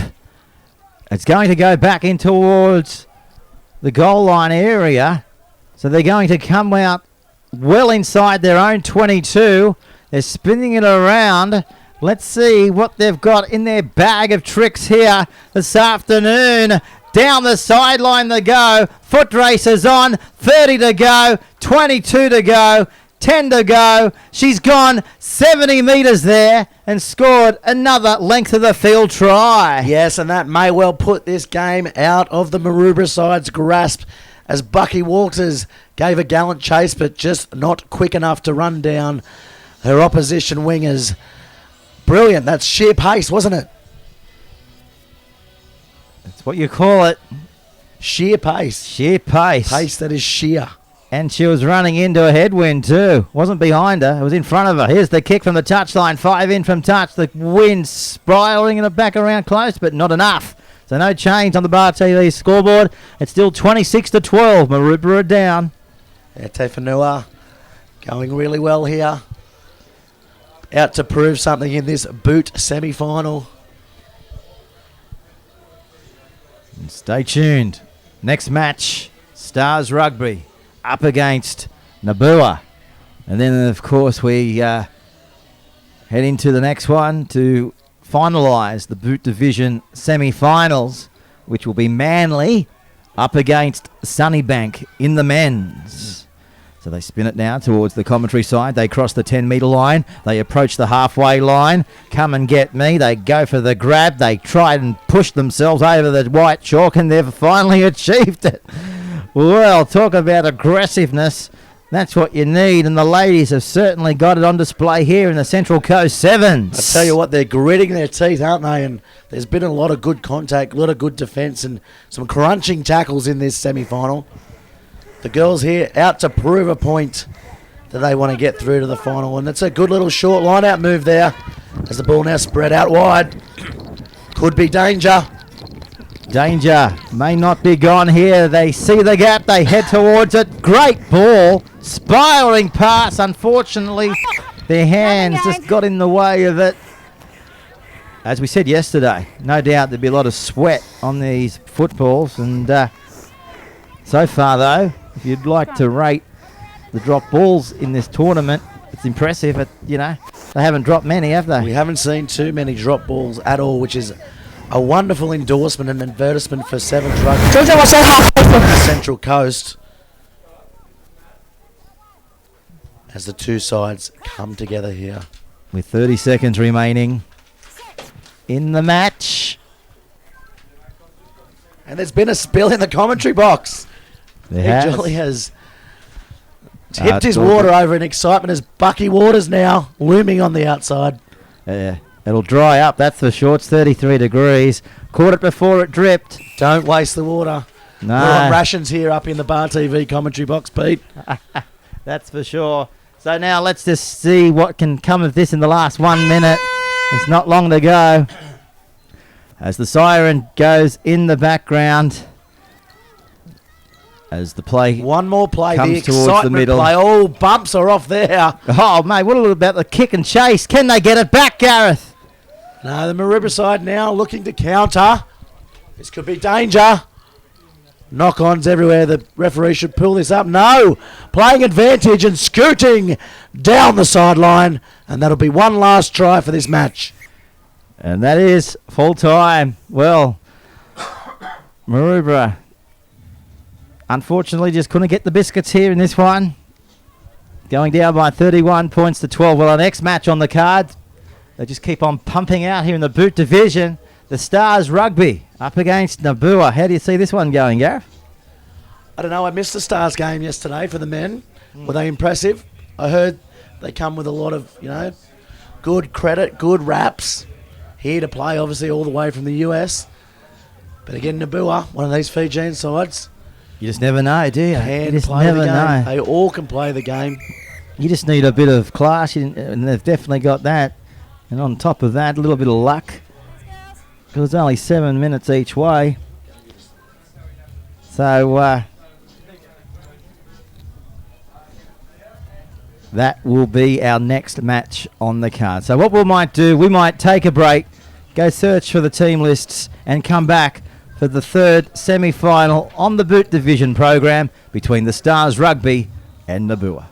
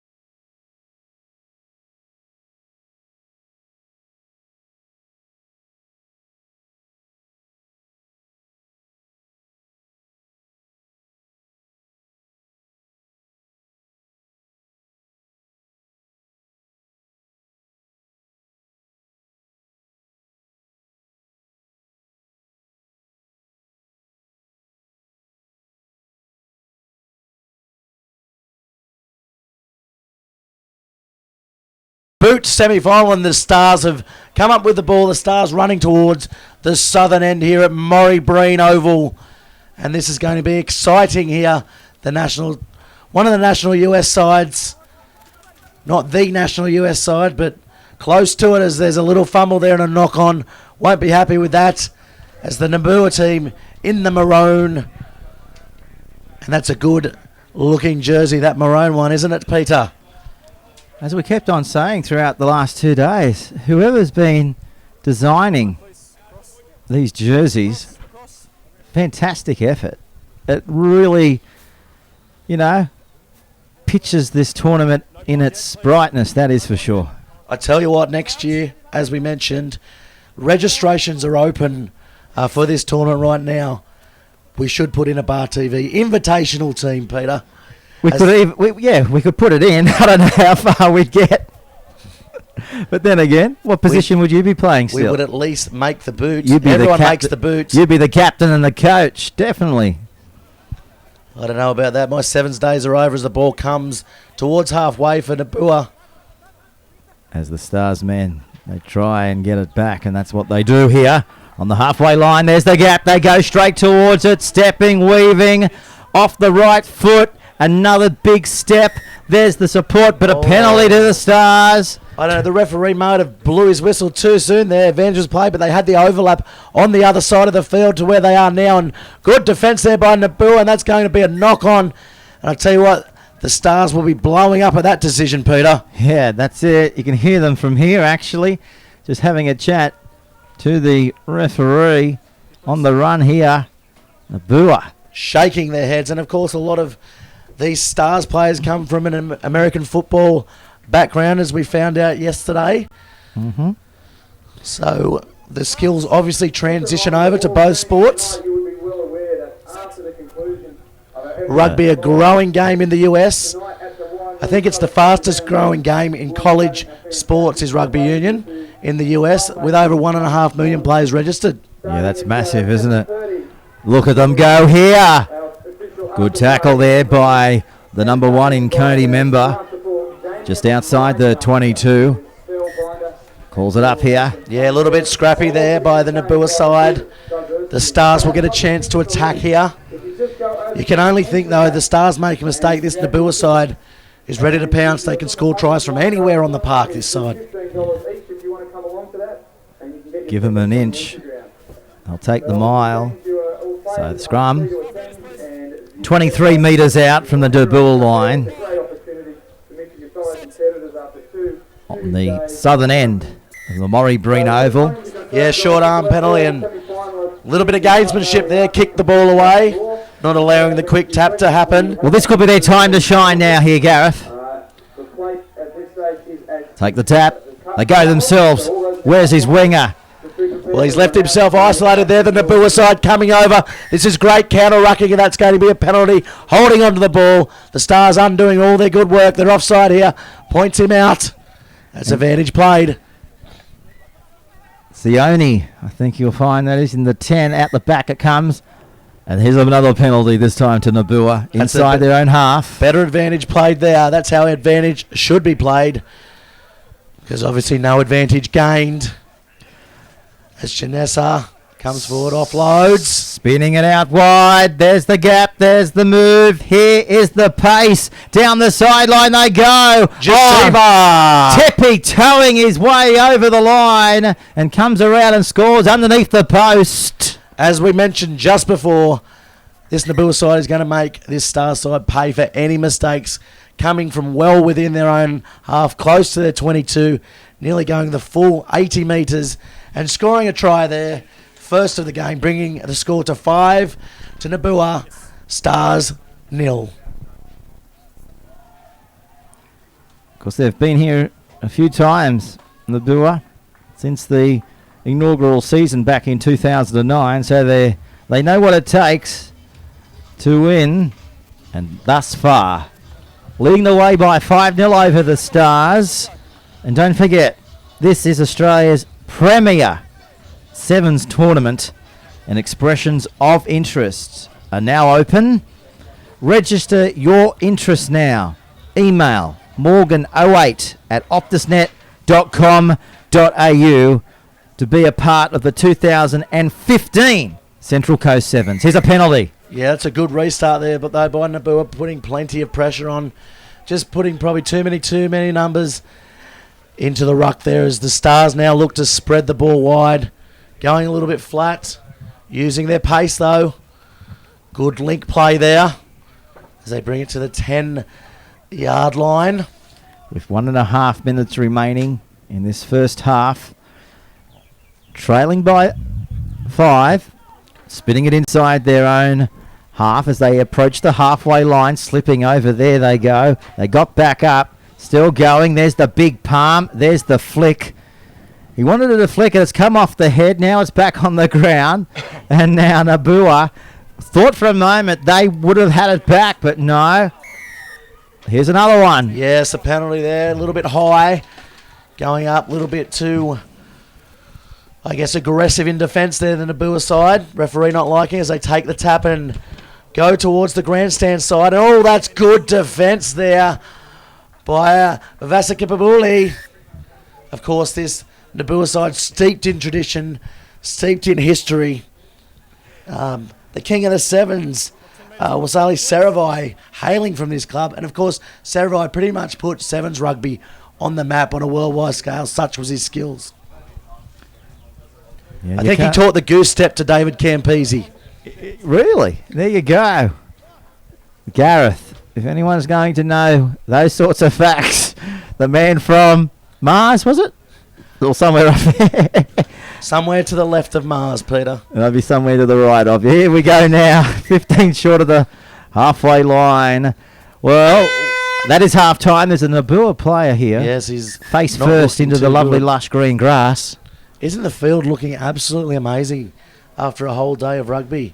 Yeah, it's come up a treat, hasn't it? We've had a little bit of rain overnight here on the Central Coast, but it's you wouldn't It's know. almost picture perfect, isn't it? It's like an Whoever's oil painting. It is an oil painting.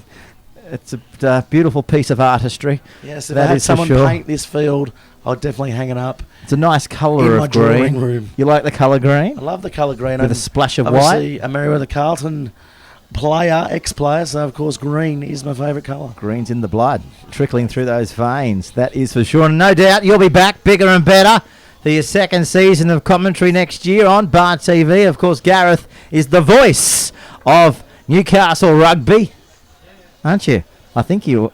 I'm sure you are. The Tell you voice. what, Not the only voice. Johnny Farnham's the voice, Peter. he's coming back with Olivia Again, You he's booked coming your back. tickets. He's had more comebacks than Johnny Farnham himself. It's not even the real Johnny Farnham, it's the cloned Johnny Farnham. Is that right? He's not even a real person anymore, Peter. Wow. There's about 10 people he hides in the closet, which are him, and just sends them out on tours.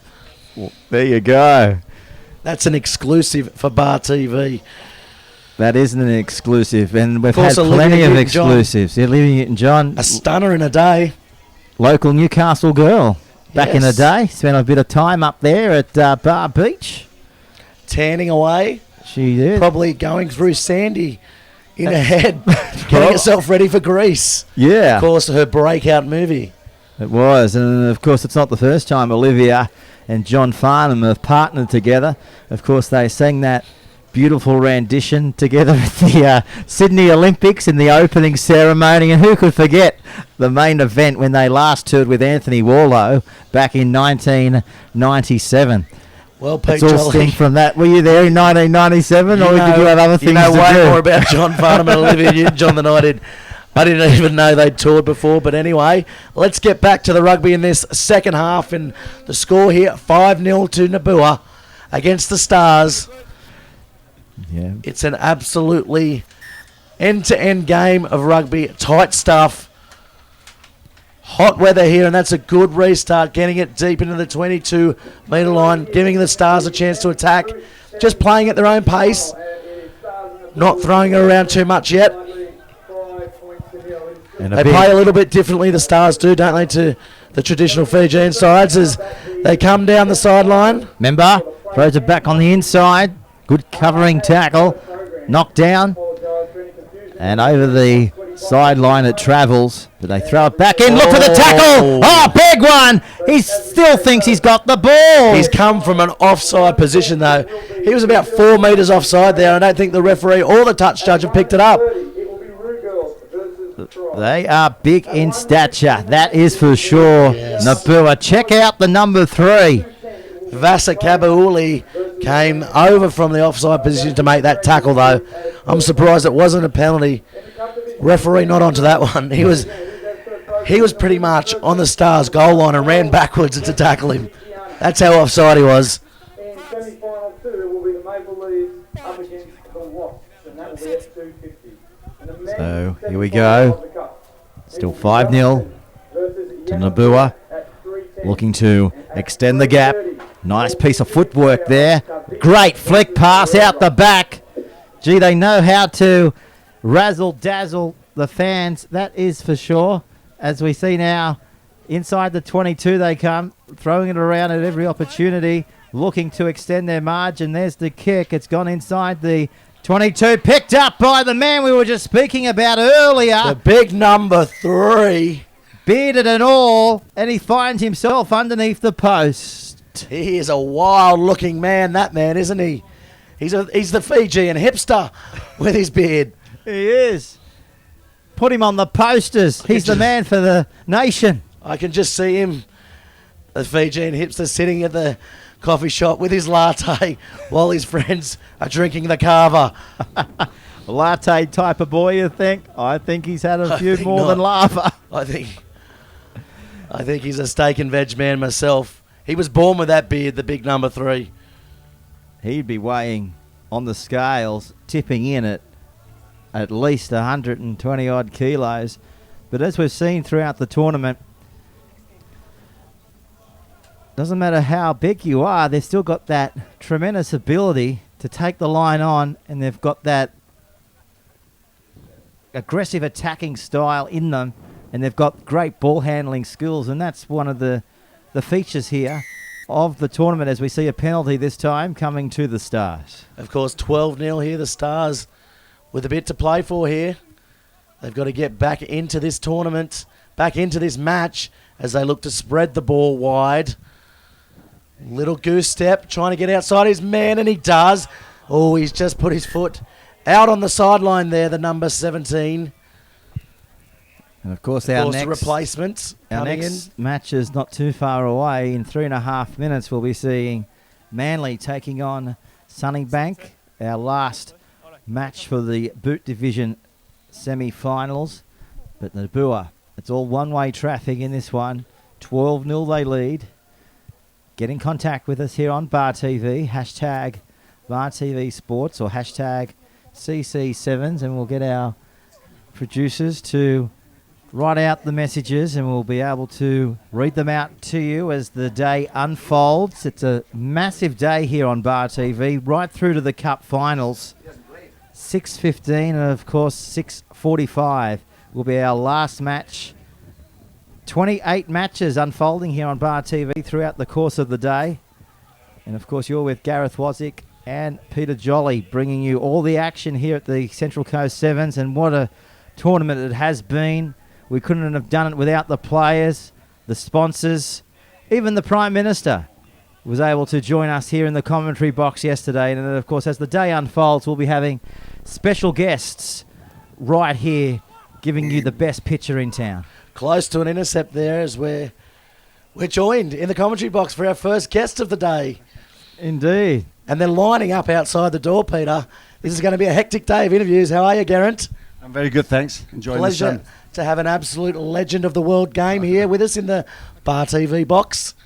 No, it's enjoyable. There's a lot of good rugby, and they get into the closing stages of the competition. So the semi-finals later on this afternoon. I think we'll see some very, very competitive games, and it's going to be very difficult to come out with who's going to win them as well. It's a toss of a coin, isn't it? Unbelievable, the experience that a lot of the players have gained in the last 2 days here. Yeah, I think not only just you look at the men's program as well, but also in the women's program. You look at the 4 teams in the top 4. It's sort of you got national teams and national players there who've played on the international circuit, and then you got the same in the men's. And I thought the quarterfinals were competitive as well. So and very physical. So I'm sure the crowd will enjoy the rest of the afternoon and early evening. Yes, definitely. And you're here for the whole weekend. Yeah, it's been good. Travelling back and forth, but it's only an hour and a bit to come up and back. You'd but have a driver, wouldn't you? No, I would.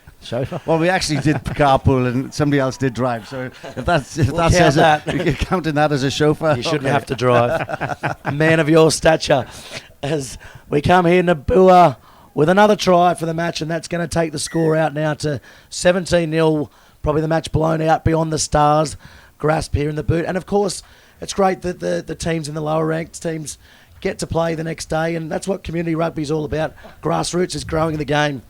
Yeah, and I think that's also about what the Sevens competitions does. It's not just about the top teams. You always cater for the teams who may not get into the top 8, and they can continue playing, and also it continues the learning curve for those players, and those games become competitive as well. Nobody wants to finish at the bottom, and we'll see some other teams out there later on this afternoon to show, and for players as well, to show if they can actually get it to the next level as well. And that's what I'm looking for as well.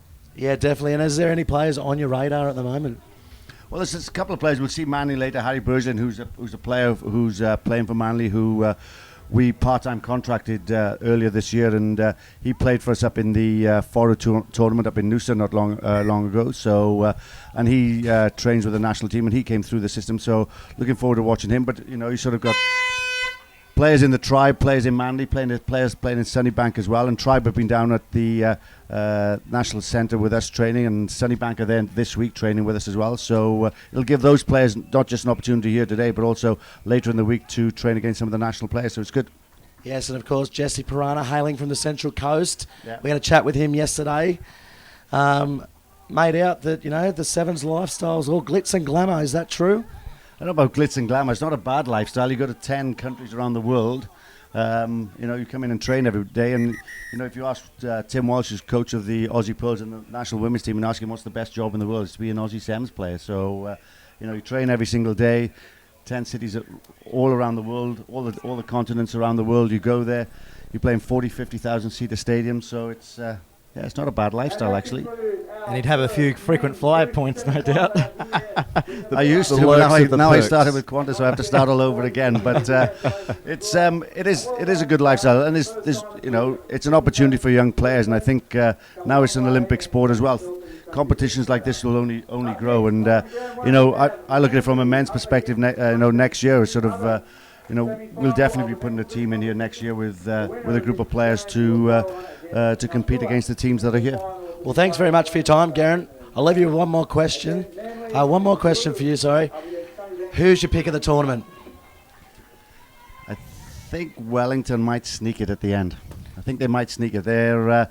But then the way that the Fijian side of it played just now, they to win that last try against the Tiger side, it's...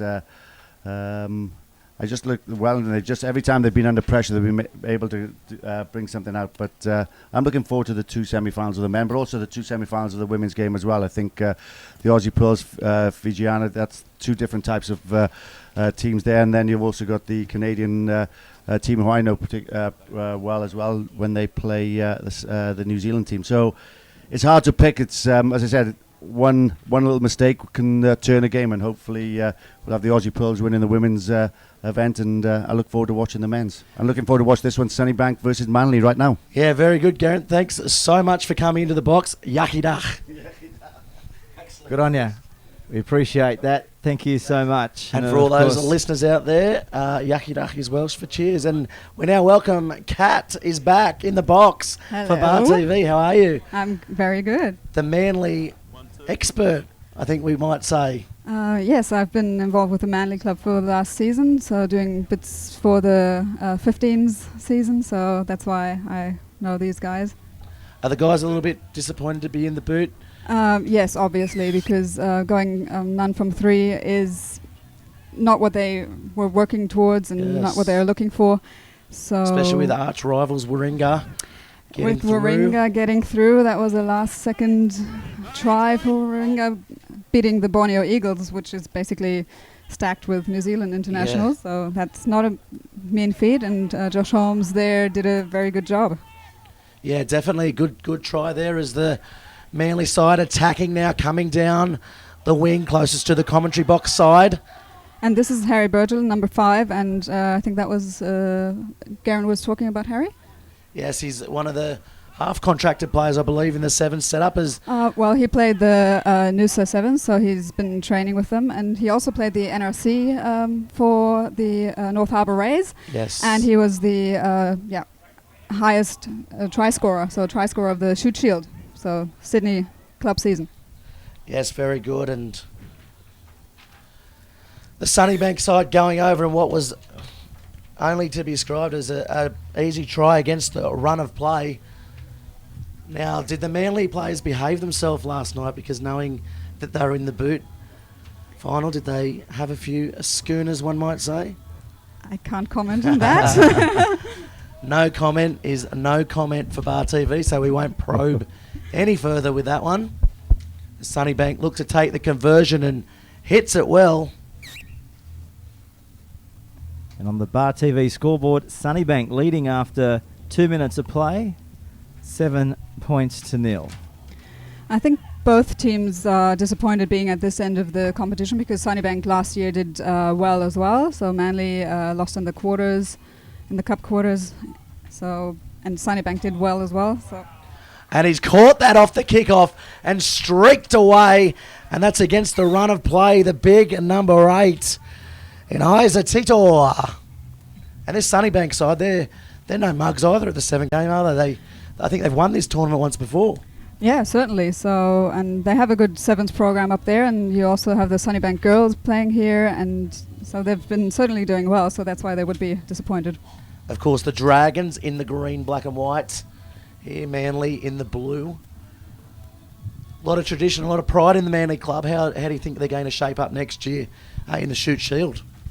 Well, had a very good season, basically the minor premiers, and then unfortunately didn't make it to the finals. But building on that momentum, then hopefully the next season will be good and maybe go one further. And the second grade, there's a reserve grade team won the grand final, so that's definitely a lot of talent and a lot of potential there. Plenty of depth, definitely on the northern beaches. Talk us through rivalries. We were talking about the Waringa rivalry before. How deep does that go? That's basically those are the fixtures of the year. You have, so this is now Brad Meany on breaking through, and Brian Stefania, former Australian 7s player. Nearly making it to the line there, pulled down about a metre short, attacking now, long ball out, Sunnybank coming up in defence. They've got numbers here, the Manly side, and should have given that ball, but takes it in. Going to be brought down 5 metres out here. They've got numbers on the other side now, the Manly side. Turns it back inside, little short ball, pops it round, but just wasn't there, and Sunnybank clean up. Too close. Too close for comfort here as they come around. Sunnybank attacking from their own line. And this is what's so great about 7s rugby. It's attack, attack, attack. Yeah, can't catch your breath. Can't catch my voice. It ran away. There's the kick downfield as well. This ball will bounce down towards the halfway line. And going back is Manly. What have they got here? Oh, well, they've been able to beat one here, Gareth.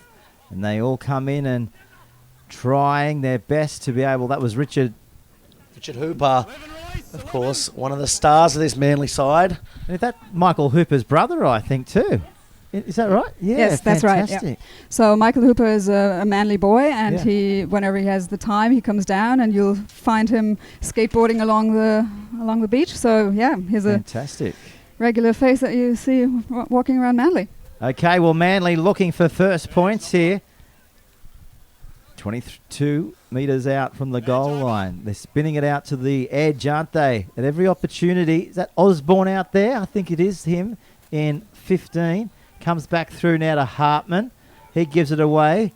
And they've got space up the middle. They're jinking, they're weaving. So they're putting their foot to the accelerator, aren't they? They could score here. Yeah. Oh, he's only a metre or two out from the goal, from the line. Hartman again. This could be a good try to Manly. They're over. What a way to score the first try for them. Osborne, I think it was in the 10 going over there, was it? Yarrington possibly. I think there might have been a number switch. Oh, jersey change. Yeah. The old switcheroo, eh? Switcheroo catches you off all the time. A commentator's worst nightmare, but that's their first try of the afternoon. It's 12-5. Yeah, Manley right back in this match. How often do these guys train for sevens, Kat? As far as I know, it's once a week, and number 12, Marshall Milroy, is the coach as well, so he's player and coach for the sevens team. And they had one tournament in this season yet that was down in Mudgee. Didn't go too well either, so preparations for the upcoming ones is well underway. Yes, and will they be going well into 2015, like going to Crescent Head and those sort of places? Or I'm not sure what the program is, but the usual suspects like Kiama and those ones are definitely on the calendar. Definitely, it's a great circuit to be on, isn't it? And definitely growing throughout Australia, the sevens program, as they come for the restart. That's a good restart there, a short stabbing kick as Sunnybank look to attack now, coming from about their own 22 line, and good boot lace tackle there by the try scorer. As they come through now, the Sunnybank side turning nothing into something there, taking up to about the halfway line. Scoots through the middle, poor ruck defence there by the Manly side. And they've got numbers if they can get outside their man. Probably should have given that a little bit quicker as halftime sounds. They're going to take him out, and that should be halftime there. Much needed break. Yeah, it's hot out there. It is really, really hot and steamy. We said yesterday it was hot. Do you think it feels like today is a lot Today more wins. humid, than yesterday? It's a bit more humid. Yesterday afternoon the wind picked up, so on ground 2 it was actually quite chilly. We were standing there thinking, where's our jumper? Where's our jacket? Where's our thermals? I tell you what, if it gets any hotter in this box, this T-shirt's coming off me, that's for sure. I'm not sure I want to And see no that. one wants to see that. So please, if you can hear us out there, anyone with wind control, put that Wyong doctor into effect for us and get the breeze coming from the south. As the teams go half-time, what do you think they're saying in the huddle, the Manly side?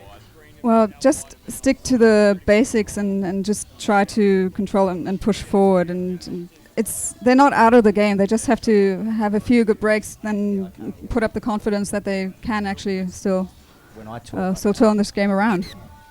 Well, sevens, you're never out of the game, are you really? If you're 5 or 7 points behind, you're only an intercept away from being the hero for the day. We've seen miraculous things that sides have been coming back from like 20-something down. And sevens, of course, is all about pace. Who's the quickest in the Manly side, do you think? Of this team, I would think maybe Chris Yarrington. Yes, of course, the try scorer. Yeah. And BJ is quite quick, so that's the number 7, the BJ fullback. Hartman. Yep, BJ Hartman. And that's a good restart. Oh, and the Sunnybank side knocking it on. Manly coming up. Plays on the air. Oh, should have gone inside there. And Sunnybank now looking to counter from their own 22. Just held up there by the Manly defence. That's good defence there. Rolling away well, and poor pass from the back. And that's a penalty. Undeserved, though, I think. A little bit unlucky, the Manly side, as the tap comes for the Sunnybank side. Coming out to the edge here, Gareth. They cross the halfway line. Nice defence over the top, and our touch judge puts his white flag up as they spin it back through now the middle of the field. Yeah, quick Manley one. has an intercept. Oh. They're away. This is Brendan Mitchell and jersey number 2. Well, credit to Mitchell. He read the play quite well. He did read it, didn't he? Outstanding, yeah. It's all about hitting the hole, and I tell you what, the wrong player hit the hole, and Mitchell hit the hole for the opposition side, intercept try, and that was unbelievable. As the wind intensifies here on the Central Coast, still up around 28, 29 degrees in the shade. And that was converted, so we're now at 19-5 for Sunnybank. Yes, 19-5 for Sunnybank, and you can only feel that this game getting out of the grasp of the Manly side, which is very unfortunate. Do they go back home on the bus, or do they wait around all day? I think they'll be heading home because it's not that far from here. So, and they might just catch a few games then later on the live stream. But I would think they would go home back to the beach. Of course. There's good beaches on the Central Coast, though. But nothing beats the northern beaches, except maybe Newcastle, which, of course, has probably the best beaches in the world. Rated the best beaches in the world a few weeks ago That's in the right. survey. Don't argue. By who? By the By people of the Hunter Valley? Of course. That's the only way you win a survey is Doing it Ask the yourself. right people, yeah. statistics are all a state of Oh, mind. great Kat. ball here So- from Manley. This is the 13. Kotoni Ali, so he's Yeah. an outstanding player. He plays 7 usually. Oh, that's a great little Hooper. break. Oh, could have popped it up. And that's a good clean out there. We haven't seen too much of that in the sevens. And they've counter-rucked the Sunnybank side and streaking away. But no, held up well there. Double trouble. About 40 minutes out. Stolen the ball back. Good counter-rucking themselves, the Manly side. Harry If they Bergevin. use it, they can get there. And here he comes, the man with all the pace. Streaking away there, Yarrington. Does he get the ball down? Yes, he does. My heart was in my mouth there. For a while, I thought he might have gone over the touchline. Yeah, great effort. Great double tackle there and then just moving over across the field. Well, there we go. The scoreboard now. Sunnybank 19, Manly 10. And hashtag Bar TV Sports. We've got a plethora of guests throughout the day. We had the Prime Minister of Australia yesterday. And our next guest probably excites me the most. I was going to say. Tell you what, she's we been our might be favourite able to player topple the PM. all tournaments. We've had some exclusive. I tell you what, we've got Canada's finest coming up next. We're a little bit unsure on how to say her first name, so she will clear that up for us. That's for sure. So we've got a 9-point ball game here as we head into our next extravaganza of rugby here on Bar TV. Don't forget, stay with us. We've still got another 7 hours of pure class rugby coming up here on the Central Coast. I tell you what, you never get sick of it, do you, Pete? Mate, with the sort of rugby we've experienced in the last 24 hours, that you're right, you can't get sick of this. This is just end-to-end union, and credit to the athletes as well. They've put on a great show. Yeah, and that's what it's all about, the entertainment, isn't it? The show and the fitness and the peaking athletic abilities of these athletes. And And I you tell need what, a lot to of be work. peaking in this sort I'm of weather. just sweating just looking at it. I tell you what, I was sweating with my eyes closed just coming here this morning. And they're away, the Sunnybank side, and in and away there, Willie beats Yarrington, yes, tries the ankle tap, and the number 12, Josh Edmond, streaks away for another try underneath the post, and that is a game, set and match, I would believe. And it shows you it's all about pace. Once you got the afterburners on, it's hard to take down. And the smoke just drifts across the rest of the field. We You need get the rid of- fire extinguisher. we get rid Gareth of the has put smoke it and it out. We comes need back. something. We just I tell get you rid what. of it. Now it's back. I tell you what, lighting up the field, I'm surprised they haven't got the bushfire brigade here.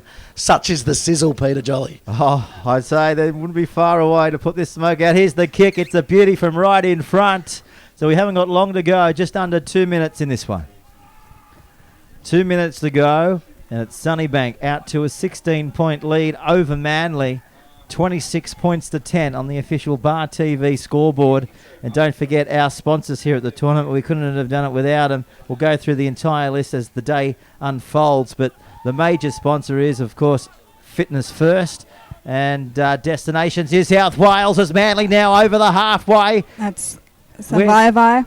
Yeah, good ball on the inside. They're creating a gap. The gap is out there. Where's the big spiraling pass? There it is. Here Hey, comes over- Yarrington. He's flying down the touchline. Gareth, can they put him down? It'd be hard to stop. But look Yep. at this. They got big options if they can come to the commentary side. They go themselves. And now They- Jack Frisbee. Frisbee. Oh, he's called it up. Brisbee. He's called it back, the ref. And they keep it going again. The five is with it, And brushing Harry off Bergevin. tackles. Bergevin Yep, Harry Bergevin, try-scoring machine. Bergevin puts didn't it look down, getting stopped Bergevin. there. Where's he been all game? He's got power, he's got strength, he's got speed. They just haven't used him properly. I know. Well, he's usually the try-scoring sniffer dog, lurking everywhere Looking or for the rumbling bone. over. searching for something to eat. Well, Shoot Shield, top try scorer this season. Yes, so he was Yeah, indeed. right. Here's the kick. It's a beauty. A successful conversion. So we'll add another 2 on top of that. So it's 26-17 in favour of... But only 20 seconds to go, Yes, so not bad to go. not So- looking good. Game pretty much out of reach. They're going to have to get a pretty good restart here if they want to score another try and, shall we say, get the bonus point, because it's pretty much out of grasp for them. Yeah, it's probably more about pride as well. Yes, and rugby, of course, all about pride as the full-time hooter goes and a little chip over the top. Both teams have had enough here. Thanks very much for joining us, Kat. It's a pleasure as You're always. very welcome. Your beaming smile lights us up every time you come up here.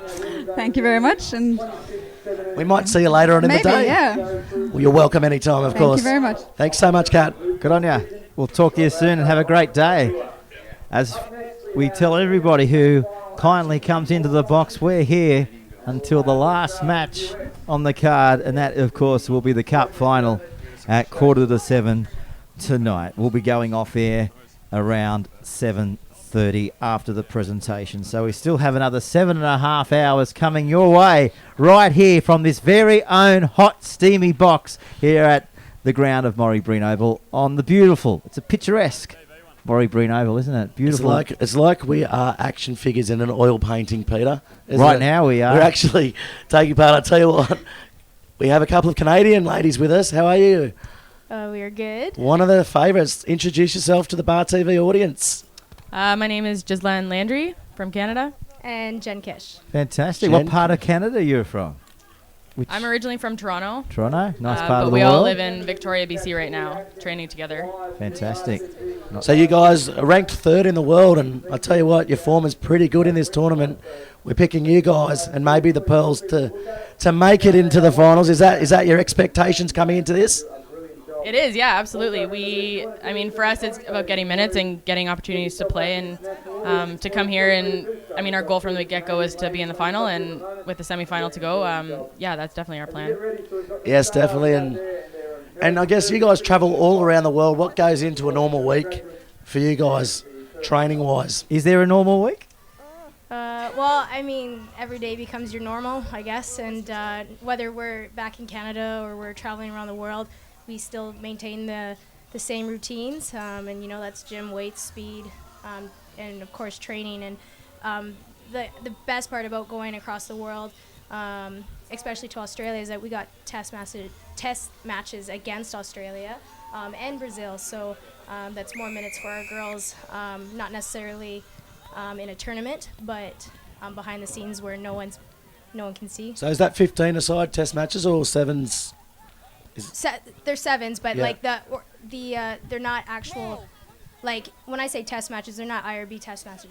Of course, yeah, right? yeah. So they're being played. Like the only people who really get to know about these matches are the players that are there and the staff that sets it up. So there's no pressure from the outside for these girls when they play. It's just. Yeah, it's just good running rugby, how it should be. Just two teams on the field against each other, having a good crack. Yeah, and it's nice sometimes when there's no spectators, and obviously it's nice when there is spectators. It's just the pressure's just a bit different. Yes, of course. And how are the conditions out there? Are they a little bit hotter than what you guys are used to? Yeah, we've been here for 3 weeks, and the first day we got here, it was cold. There was frost on the ground the first morning, and we were told it was hot, but it hasn't really been hot until yesterday and today. Yes, and you're a goal-kicking speedster. How many tries you scored this tournament? I don't know, actually. Plenty. Well, yes. I've got it at about close to 10, I think. Would that be right? Oh, I don't know. It's up there. 10? She's probably up there, yeah. Yeah, Leading cool. try scorer. Yeah, for Which, sure. of course, Green for the Australian side. She's got a couple of hat-tricks, I think. So, Yeah, she's That- a strong runner. yeah, she's pretty quick, isn't she? She is, yeah. Yeah, she's the go-to girl, that's for sure. In your team, who are the danger players to watch out for? Obviously, I'll say you again. It's not like I'm sucking up or anything, but who else should we look out for? Who's got the pace in your team? We've got a couple wingers on the outside, Magali, Harvey, Bianca Farella. They've got some pace. We also have some flyers in the forwards, Mandy Marjack, Karen Pequin. We got speed across the board. Across the park. Nice one. And Don't I guess mess with you girls. Yeah. rugby, a growing sport in Canada, both men's and women's. What got you guys into rugby? Did you play another sport before that, or or are you guys from a rugby background your whole lives? For me, I started playing soccer. We didn't, like, when we were younger, rugby wasn't really an option when you were growing up. I started rugby in high school. It was a big sport in my high school, and then worked through the provincial and national programs. Yeah, the score here now, Stars 7, Grads 0. Is there much of a rivalry between you and the Stars? A friendly rivalry? We're good friends. It's not as much as a rival as you think it would be. I think there's more now with New Zealand and Australia, to be honest. Yeah, sure. Of course, the top teams in the world, I guess.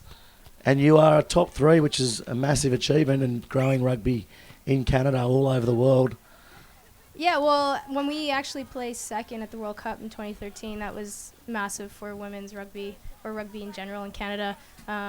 And now that, we're top 3, and we're competing with nations that are, rugby is their sport.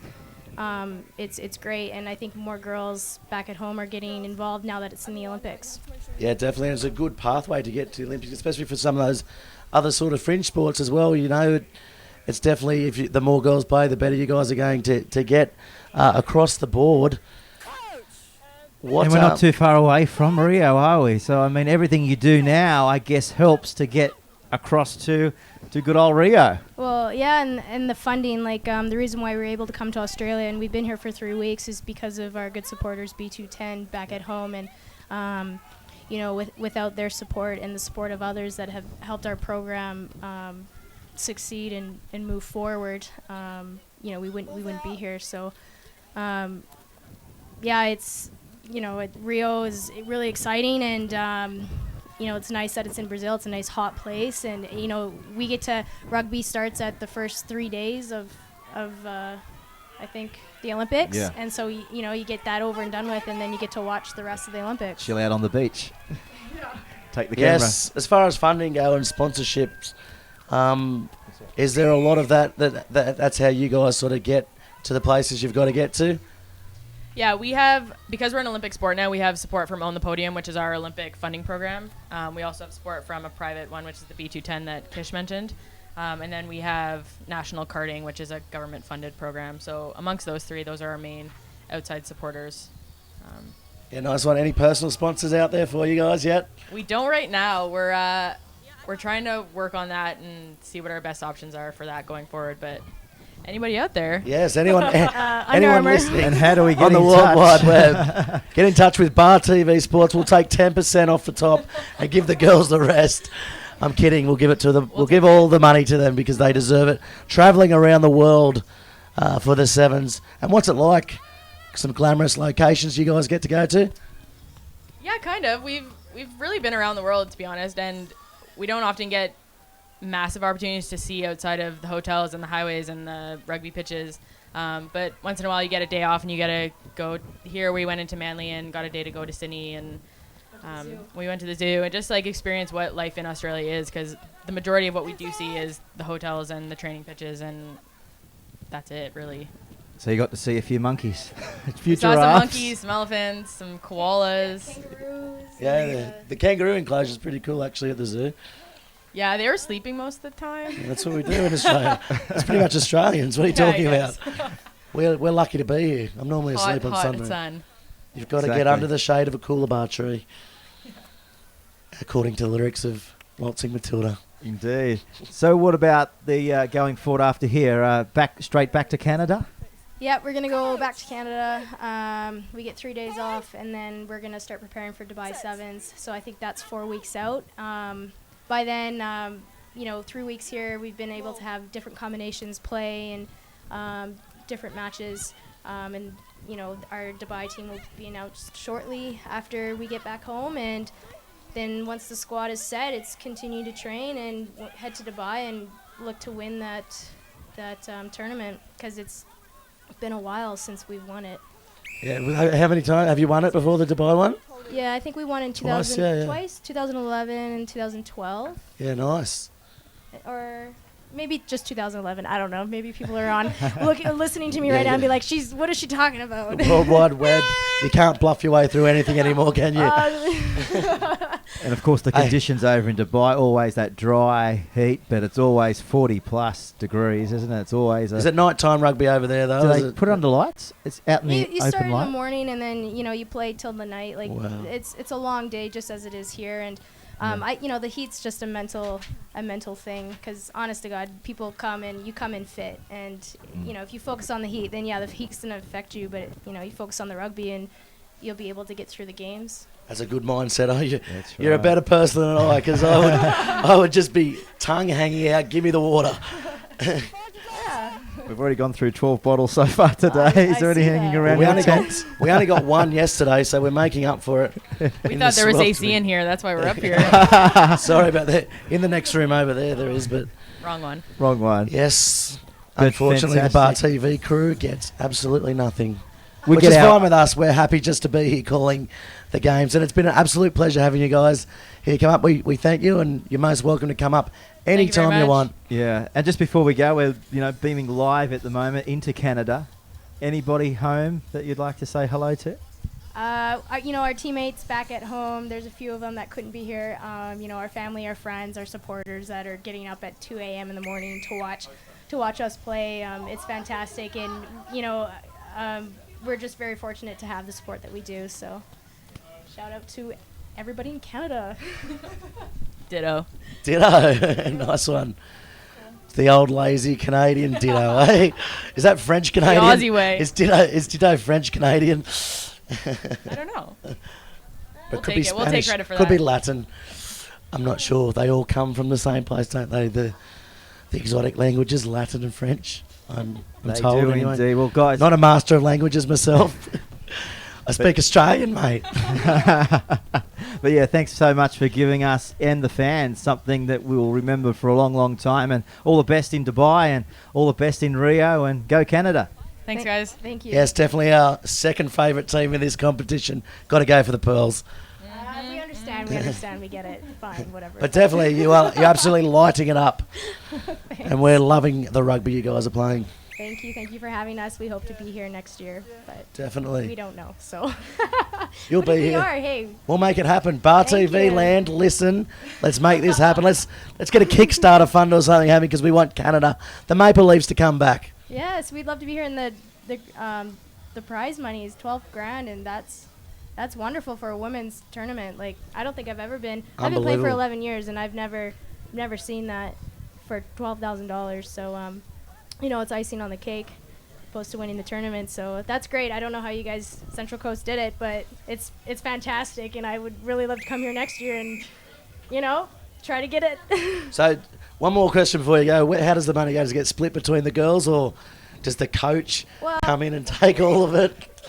No, actually, we have an off-field committee, and it's going to go into that program where if the girls wanted to go paintballing or whale watching or whatever we wanted to do, it gets, it's free, so we get to use that money for that. So you didn't have to pay to go to Taronga Zoo. Do you know, the I've other got a day. good idea. You know what? That's right. So if we win this money, that's going to pay for our zoo visit and our ferry ride. So If you're listening in, Sydney Ferries, let's cross that one off and tick it up on behalf of Transport New South Wales. And of course, if anybody wants to get in contact with you guys on Facebook and Twitter, how do we go about doing that? you just, you could Google us. Google, and they'll just pop up. Yeah, Jen_Kish Yeah, for Twitter, and yeah. Jizz_Landry. Yes, I've just started following you too. Nice. Watch No out, worries. he's a bit of a stalker. We don't have Wi-Fi right now, but yeah, Only there's what's up because with I got called Wi-Fi? out, but from your first name, I didn't know how to pronounce it properly. Yeah, And one of it's your a tough fans one. back home just into me saying, probably my dad. "Get it right, get it right." And I was like, "Yeah, no worries. How about I just go with Landry?"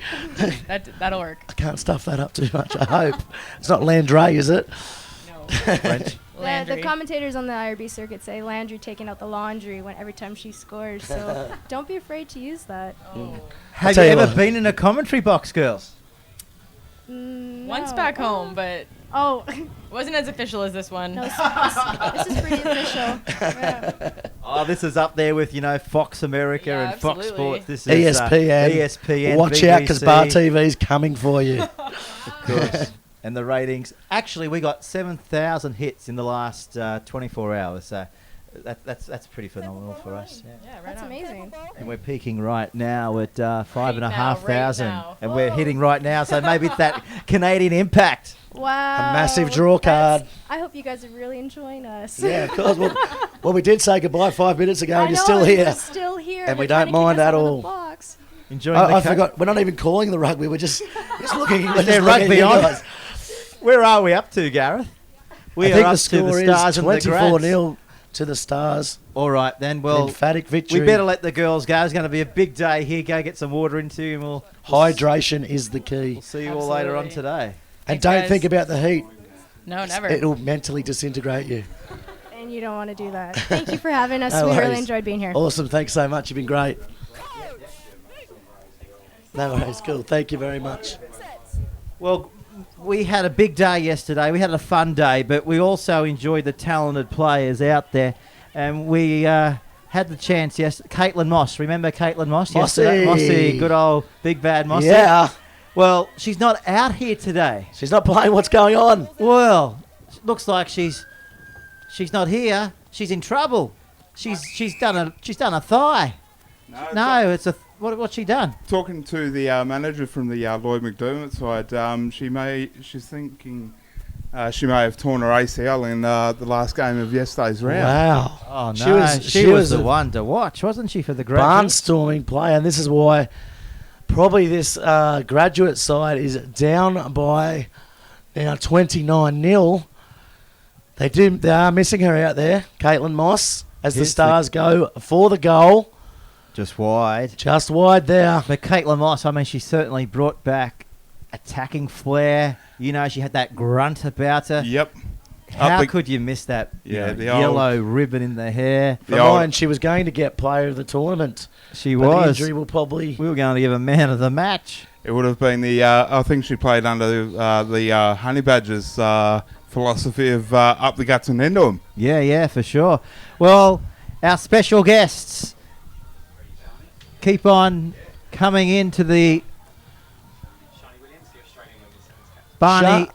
Shanie Williams, the captain. I was going to say, I haven't heard of a Barney on the field, but Shanie Williams, of course, will be joining us very shortly in the Bar TV commentary box. Of course, the lineup is now down and around to Wyong Lee's club. Everyone wants to come and have a chat in the commentary box. That's for sure. Ladies and gentlemen, if you're at home in front of your TV, she's not going to come in without a clap. Here she is. Ladies and gentlemen, put your hands together. Shanie's in the box. Shanie is in How the you box. doing? Here, have I'm a good, seat. how are you? Have Good. a seat. Take a some seat. weight Oh, off those We don't usually extremely let our quick guests legs. out that quick. Yeah. How's the experience? What's been happening? There's been a lot going on. We've had 8 weeks of some intense training, and then now we've just got some ball in hand and getting to play a bit of football, which is really good. Being smashed on the track and running around, so playing some football is what we want to do. Yes, definitely. And I'll tell you what, we had Jesse Pirani in here yesterday saying how hard they work on the training pitch, on the field. I highly doubt it, but I'm kidding. I'm kidding. But you guys put a lot of effort in for these tournaments. So what goes into a regular week for the Australian women's team? So we've got a pretty big session. We do a lot of conditioning. We've been on the prowlers. I don't know if you know what a prowler is, but it's like a sled. Sounds Yeah, creepy. It's pretty tough. We got 3 gym sessions. So yeah, just a lot of preparation in terms of running around and ball skill stuff. But yeah, we love it, and we're doing it full time or part time at the moment. But Yeah, of course, a Yeah. massive commitment. And yeah. just tell us how it works. You're contracted essentially by the ARU. Is that how it is? Have I got that in right? Yep. So we're centralised at Narrabeen Academy of Sport with the boys. So Yep. we share a little shed sort of thing there. We've got TV set up. Much rivalry between you and the boys? No, definitely not. But they are messy. Those boys. They don't clean up after No. themselves. Our communal area, there's a lot of dishes there. Then they think that we're the good old wives that go in there and clean up the dishes. No, my friend. They Do it need yourself. to do it themselves. Very good. So off to Dubai next. So we've got the Fiji coming up in November. Of course. So we'll head over there. Just a bit of preparation before Dubai.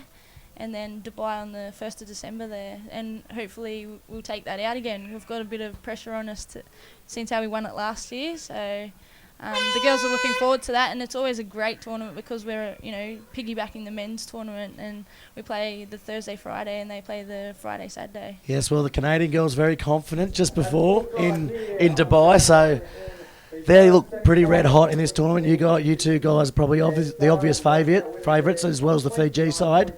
Yeah, I mean, they've come over to Australia to use our great weather to help them out for Dubai. Obviously, in Canada, you don't get as much sunshine, and it's not as hot here. So it's really good for them to come over, and it's good for us as well to get some great competition to play against. Like you saw at the Gold Coast there's some really good matches played, and it's definitely really good exposure for us girls to show people that we are red hot, we play well, and we have a lot of aggression. What's your favourite part of the world? Favourite part of the world? Where's the best place you've been to so far? Central Coast. Central Coast. Sunny Coast. Definitely. Sunny Coast. Sunny Coast, we call it. I've been here a number of years. I was here last year, didn't actually get to play. I was helping out Icons that year. I've played with the ACT team, played with the Vikings here. Played with the Aussie Pearls. It's always a really awesome tournament. But I'm going to have to say Brazil was pretty amazing. Brazil. Yeah. Brazil last year, first time. Good. Sao Paulo. Can't kind of beat that. Yes, I've spent a little bit of time in Brazil myself, and one of the glamour countries of the world, isn't it? Oh, definitely. There's some pretty glamour boys over there too. Stop it. You're making me blush. Obviously, nothing on the bar tea. So you always need 2 seats on the plane coming back, just in case. Yeah, fantastic. And, of course, speaking of Brazil, 2016, wow, could be your second chance to, to take a bit of silverware. Maybe not even silverware as far as the Olympics go, goldware. Definitely, we're aiming for that gold medal, and we've got a red hot chance as well. We just got to start working on all our combinations, getting some of the young girls coming through. Obviously, with the Youth Olympics, that was pretty amazing for us to take out the Youth Olympics gold there. So we've got a lot of young talent coming through, and the ARU are doing really well with their development days as well, getting around to different areas to get young girls involved. Yeah, and of course, how have you rated this tournament here? It's up there. I mean, there's been a lot of high standard football here, and it's great to see people getting involved, and even just the supporters, just walking around in your kit and they're wanting to come and ask questions, and see other girls that have been playing football and they go, what do I need to do? Just asking for advice and not being scared to come up and talk to us, which is really good because we're not big people to go, nah, we're not going to talk to anyone. We're Aussie girls, we want to get in and have a chat with young girls, so great it's been stuff. really good. Yeah, definitely. And I guess speaking of pathways, I mean, sevens rugby for women sort of hasn't been around that long. How did you get into the sport? Yeah, I started with the 15, so I was originally a hockey player, moved up from Batlow, which is down in the Snowy Mountains. The Apples. There, Apple Town. Yeah, moved up from there to Canberra and played hockey there for a bit and picked up 15s. And then 2011 I debuted for the sevens in Dubai, so... And now you're the captain, look at you. Now I'm the captain, I know, quick mover. Yes. Oh, you're working your way up the corporate sporting ladder. Definitely. Do you have any aspirations one day, I guess, to move into coaching or media even? Yeah, definitely into coaching. I mean, media side of things, I'm a bit of a bogan kid, so I can speak a lot of country Australian. You'll fit in well at Bar TV then. Yeah, we'll sign you up. It's the breeding ground. Yeah, there's in terms of coaching, there's not any women's coaches around. In fact, there's in the Australian Sevens side of things, we don't really have a lot of male coaches either. Timothy Walsh, our coach, was the captain of the men's sevens team, and him coming in to play to coach for us was pretty amazing. But also there was like Michael O'Connor, he was one of the coaches as well. Snoz, good Royals boy. That's where I played my rugby down in Canberra, so stadium named after him. Yeah, as I was saying, there's Is it called Snoz Stadium? Snoz Stadium. No, it's definitely not called Snoz Stadium. But yeah, like a lot of people getting out and coaching, that would be amazing in Australia because we don't have the depth there for international coaching of sevens. We have to go elsewhere to try and get that good quality coaching, and they need to start looking in Australia. Yes, and definitely, I mean, where do you think the best sevens players come from? Do they come from that sort of touch football type background, Oztag, or any sport? I mean, basketball, obviously, with the height and the hands in sevens is also a help. I think sevens is great because it's got a lot of versatility. I mean, if you're just a general athlete, you can pretty much work into sevens. I mean, the contact side of things is one of the big things that we've had to adapt to. Our touchies have great ball skills. So touch is definitely a pathway, but I think that mongrel, like that Aussie mongrel that we have in our team, definitely comes from like 15s or a physical sport. Basketball is pretty good as well. But you see in these kickoffs as well, they're very contestable now. If you can get a lot of height on them, so we need some basketballers that can jump and catch definitely. that ball. I guess as far as you go, where's the favourite part on the field for you in a sevens game? Favourite part on me. Where do you, I'm a bit of a run into people. Yeah, I love a lot of contact. Yeah, good. Run at spaces, not faces. Run at faces, not spaces. No, run at spaces, not Don't faces. Don't be silly. In run over them. Work them on to one side and get that big palm on. That's what I really love to do. The left hand fend. Yeah, left hand fend. Nice. That's definitely me. Yes, definitely. You've certainly got us on our feet in the commentary box in this tournament. I tell you what, though, Green that plays for you guys, she is quick as, isn't she? Super fast. Wow. Super strong as well. You should see her in the gym. Yeah, Just amazing, amazing asset to have in the team as well. If we can work our spacing out and get straight to her, then we know we're going to score every time. She's definitely come a long way. We've only been in the program since January, and no way, really. She scored 2 hat-tricks in this tournament. Yeah, madness. Well, we've only been centralised since January. Yeah, so, is it? Yeah, cool. Being a full-time athlete takes a lot of time and effort. Definitely. And definitely, her watching a lot of Fijians play, she's picked up a lot of skill from them. Yeah. Awesome. Thanks so much for joining us in the box today for Bar TV. Of course, you guys red hot favourites to bring on the tournament home for Australia. Who do you want to play against in the final? One last question. Always New Zealand. That rivalry, always we take on the best every day. No, in this tournament, I guess. Oh, in this tournament, I mean, it's going to be tough for us against Fiji coming up at 2:30. They've got, they're playing like their men's team at the moment. They're unbelievable. They hate a ruck. They hate to be tackled, and they just play the offload game. So what, are you going to be in their face? So if we can get that palm out, get the press up on them and get in that passing channel, nice. We should be able to get in their faces. Yeah, get in quick their faces. Speed, quick line speed. Yeah, do it all day. Get the mongrel and get up on them. Stop it! You're making me excited. We'll leave you there. Thanks so much for joining us here. We've got guests lined up to come and talk to us. One more time, anything you'd like to say? Anyone you'd like to thank who's listening out on the World Wide Web? I think thanks to good old Craig Morgan over there. He's done a wonderful job with this tournament and given everybody a lot of time and effort that he's put into it, but given players some time to get out there and play some good footy. So thanks to Craig and his team, and thank you Central Coast and Bar TV. Awesome. We'll catch you next time. Hopefully we'll be talking to you with the victory speech. Definitely. Of course, the Aussies, the favourites to take away the $12,000 prize money. That would be a nice little keeper, wouldn't it? Actually, before you go, 12,000, that's nothing to sniff about. Yeah, 12,000. It was 8,000 last year, and then to obviously bump it up to 12,000. That's amazing. The sponsorship that has jumped on board is really good, and that equality. That's what we're trying to get with women's rugby being equal to men's. We're definitely not there, but there's a step forward, and it's only time that will take toll. Yeah, definitely bridging the gap, that is for sure. Well, good luck for the rest of the day, and good luck in Dubai, and all the best as you head over to Rio. It's going to be a fantastic few years for the Aussies, and go get them. Thank you very much. Cheers. Alrighty.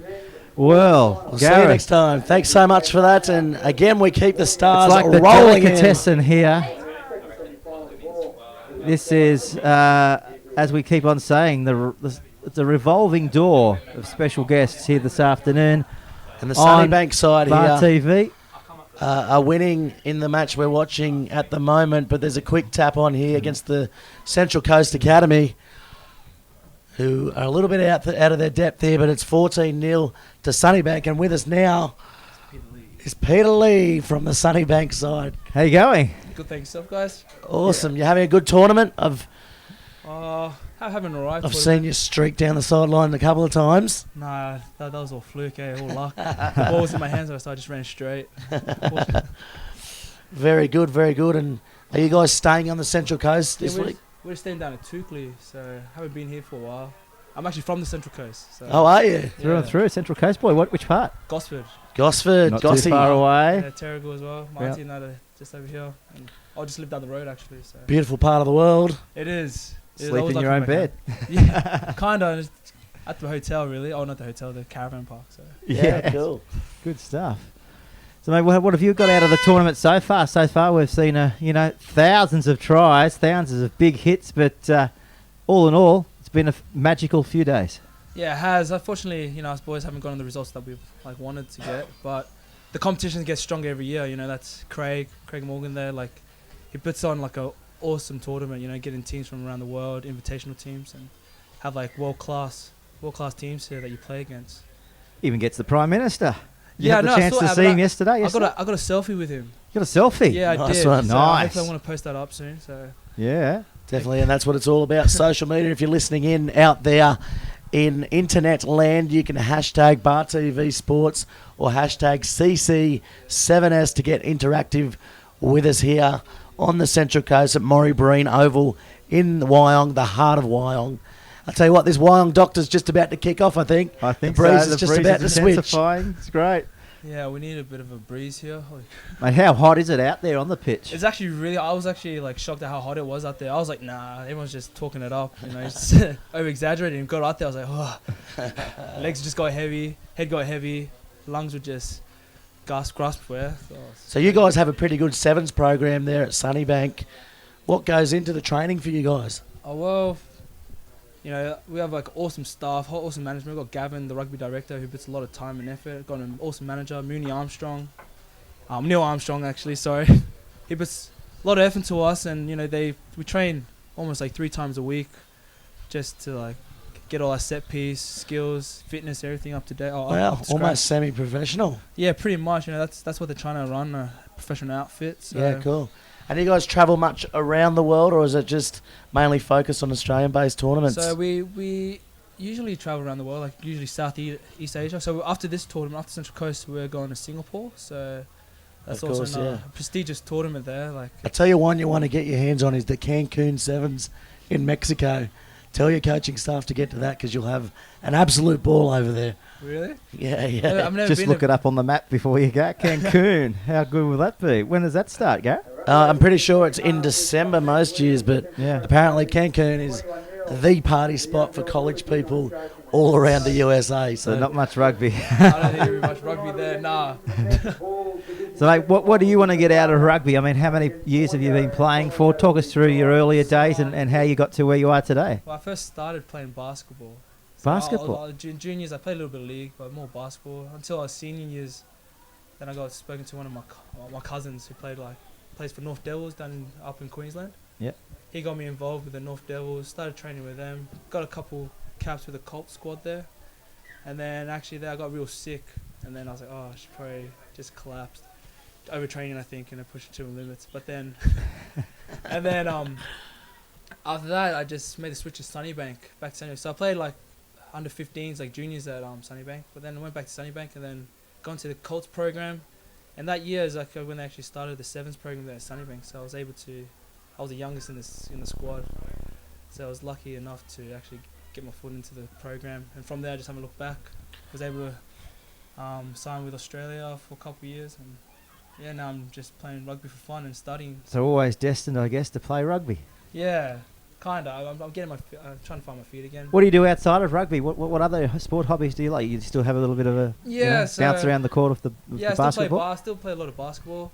I Yeah. study a lot now, so Yeah. that's the hard part. So What do you study? engineering, Oh, wow. civil engineering. Civil engineering. Yeah. Oh, there's big money in that. Yeah, there is. So that's kind of what I want to do. Fullback plan if rugby fails. So Yeah. obviously I've got a couple more years, hopefully. Yeah, that's it. As we No, look out onto the fantastic. field there, good desperation Great.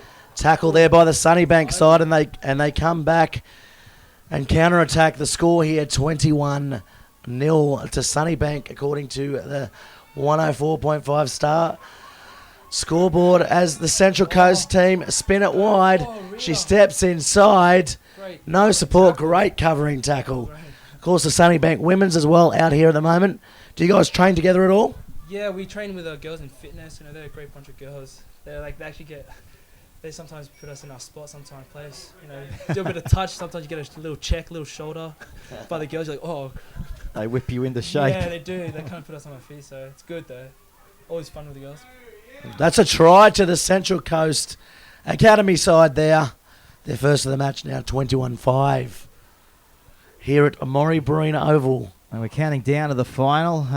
Thoughts? Who should we put our money on for the men's, do you think, at this stage? It's hard to pick, isn't it? Everyone Yes, you can know, get Wellington's up on their playing day. real well, you know, they Mm. got Curtis Ambrosey. You know, he's played for New Zealand, obviously. Got a couple of other boys there, but Davita's probably. Davida, I think, are the ones to watch, aren't they? Or Yamathea. Yamathea is good too, yes. Oh, yeah, Yamathea, Davida, they're probably the ones to watch out for as well. Like, so I'll bet my money. It's kind of hard because they're both teams are from like enemy villages from where, because I'm from Fiji. Really? So yeah. Yeah. So Will we see some sort of dance before it, like a nah. like a tribal warfare dance? I'd like to see that. Actually, you should ask them. They probably would do one. They I might should. do one after if they win. You know. Yeah, sure. That should Yeah, maybe you could go and set it up for them. Stir the pot a bit. Do a few I rehearsals. might get the words wrong. So yeah, right. Rival villages. That sets the Yeah. scene for a very good final if it does eventuate. Yeah. Oh no. So Yamathea and Davida, they're from both the same area. They're with Coral Coast. So. Oh. Yes, and of course the Coral Coast Sevens in about 3 weeks, and the winner of this tournament gets to go through to that automatically. Unlucky penalty. And that's a penalty there for holding onto the ball. Jared Logan, the referee. Tap coming out now. Girls looking to spread the ball wide quickly. Not moving forward, just putting it through the hands. And ooh, the last pass just didn't stick there, which is unfortunate for the Sunnybank side as they keep the ball alive, and the ball comes inside now. Ball popping up, taking to about 22 out there. But it's been turned over there in the Central Coast side. Fatigue setting Offside, yes, fatigue is setting in, isn't it? It's a hot day out there, as we've mentioned. I tell you what, it's hot in this box as well, isn't it? Yeah. I'm sweating. I'm nervous. Yeah, doing very well. Is this your TV debut? It is. I'm gonna lie. I'm a bit nervous. It is my debut. Well, you're going pretty well. So wait, can everyone? So what's our audience? Our audience, The well, it's just world. peaked. It's about 7,500 at the moment, and Oh wow. it's gone up 3,000 since you've entered the box. So you know we'll keep you around for a while. They must have known you were coming They on. did. Mr. Lee, to everyone at home. And how do we get in? If you know, there's plenty of fans out there. How do they get in contact with you and your side? Twitter, Oh, Instagram. Instagram, yeah. Angelo. So Angel with an O with a singer ASIGA. On Instagram and Facebook. It's actually real hard because there's a lot of Peter Lees out there. So It's the go-to name of Fiji, is it? Nah, not at all. I wish. It's good to go back home, back to Fiji. Or not home, but It's home. Home home's where the heart is. Home so- is everywhere. Yeah, pretty much. Especially if you're a sevens player, you Wherever travel so much. Yeah, sure. And where's your favourite place in the world to go to? Singapore. So You like the Singapore casino? yeah, It's a good one. that's actually. Really Have you had fun. the chance to go up onto that swimming pool? Yeah, that's up we the top? actually got. I'm actually scared of heights, so I've gone Yeah. up there. I was Yeah. scared. You know, I didn't feel safe. That's this PG version. No, I didn't feel safe. Of Great course. panoramas up there. And the first time I went, it was about 4 years ago, I went to Singapore. I don't know if it was a festival of football, soccer, but they had an actual island football ground set up in the middle of that harbour on the junior, marina. The Youth Commonwealth Games. Yeah. Oh, Youth Olympics, actually. Yeah, it was so impressive. Yeah, I thought. And the crowd, And the grandstand behind, and it overlooks the harbour, and they got the lights on, and beautiful. We usually like have great a spot. Before I taught them, we usually like take a long walk, just a team walk. And I think they. And the score here 26-7. Full time goes. And the thanks currency for joining us, conversion Peter rate's good as Lee. well. Yeah. Yeah, we appreciate your time. Thanks for dropping into the box. Always thanks a for having delight. me. Yeah. And go back, tell your teammates if anyone would like to come on board. They know where to find us. Yeah, I might come back after when the girls play again. Good stuff. Definitely, and talk us through the game as there's one more throw at the dice here for Sunnybank as they spread the ball out, little in and away. All the strength there shown by the Sunnybank number 9. Little Ray there, number 4. Oh, little pirouette. So number 4 played for the Youth Olympics. Did she? Yeah, and Taylor. And that'll be a try there. A little pirouette down the blind side. Winning gold, a few Winning of the gold, girls out there at the Youth Olympics, and that's where they start. And who knows, they might be eyeing off gold at the bigger Olympics in 2016. As the score wraps up, thanks very much, Peter, for joining us. We really appreciate your time. Good on you. We'll talk to you later. We'll be here till 7 o'clock. Oh yeah, I'll be back. Good on. Go get some lunch. Enjoy it. Thanks for popping in. And of course, we thank everybody for their time today. It's not easy to, come up to a commentary box when you're raw, but these guys, they just don't have any fear, do they? Bring it on, they say. Fearless Sevens players. And we've had some great guests today, haven't we? We have. Already leading the charge with the special guests. We've had to put what can only say a bodyguard on the door, such as the amount of interest in coming in and having a chat with us. Well, there's not too many live streaming networks that can have a PM one day and a Sir the next. That's right. Isn't that right? That is right. Exclusives all day. And this is the Borneo Eagles here coming out now. And Tiana, the New Zealand side. This should be a pretty good game. The Borneo side started with internationals from all over the Polynesian Islands and, of course, New Zealand as well. Real excitement machines here. That's the Borneo Eagles. Of course, the matches keep on ticking away as we count down to the Cup final at 6:10 tonight, and then culminating at 6:50, and then the presentations will take place immediately following that, and we'll have that right here on Bar TV as the day unfolds.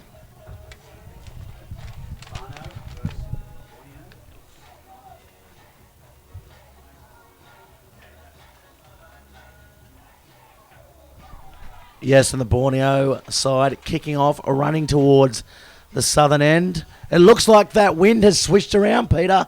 The doctor is in full swing now in this game. It's here, you called for it, and it's you've coming got it. from the south. We have the doctor and the breeze now coming through the commentary box. The hooter goes, the referee blows his whistle, and it's game on here at the number 1 oval at Morrie Breen. Taken well there. Digging around. That's a penalty for holding on. Borneo lucky there. So they take the tap quickly and they go charging inside the 22. So 28 matches throughout the day covered right here. We're down to 16 to go here on the Bar TV scoreboard, and we're getting tweets coming through as well. A lot of people are saying, Gareth, where is your jacket? They're missing it. Adam will know. Says, Gareth, was it? Get that jacket out, mate. I'm missing it. It's all part of the fabric of Bar TV. Well, there's the call.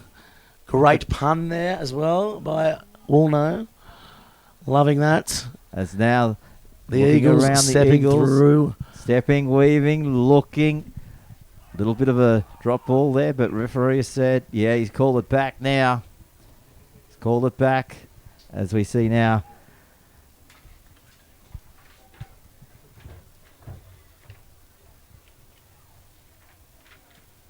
Calling it up. players soaking it in.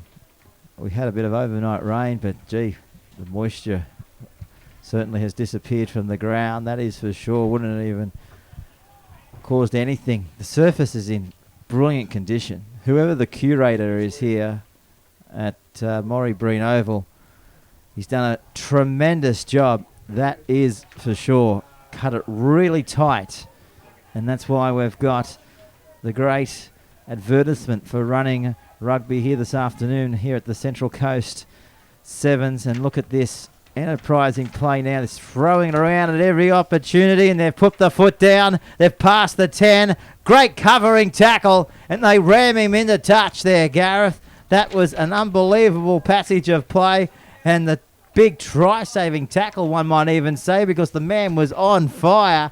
We couldn't quite get inside the 22. He just fell short by a few metres. But gee, if they spread it to the edge like we witnessed there, could be a long afternoon for the opposition. As we see now,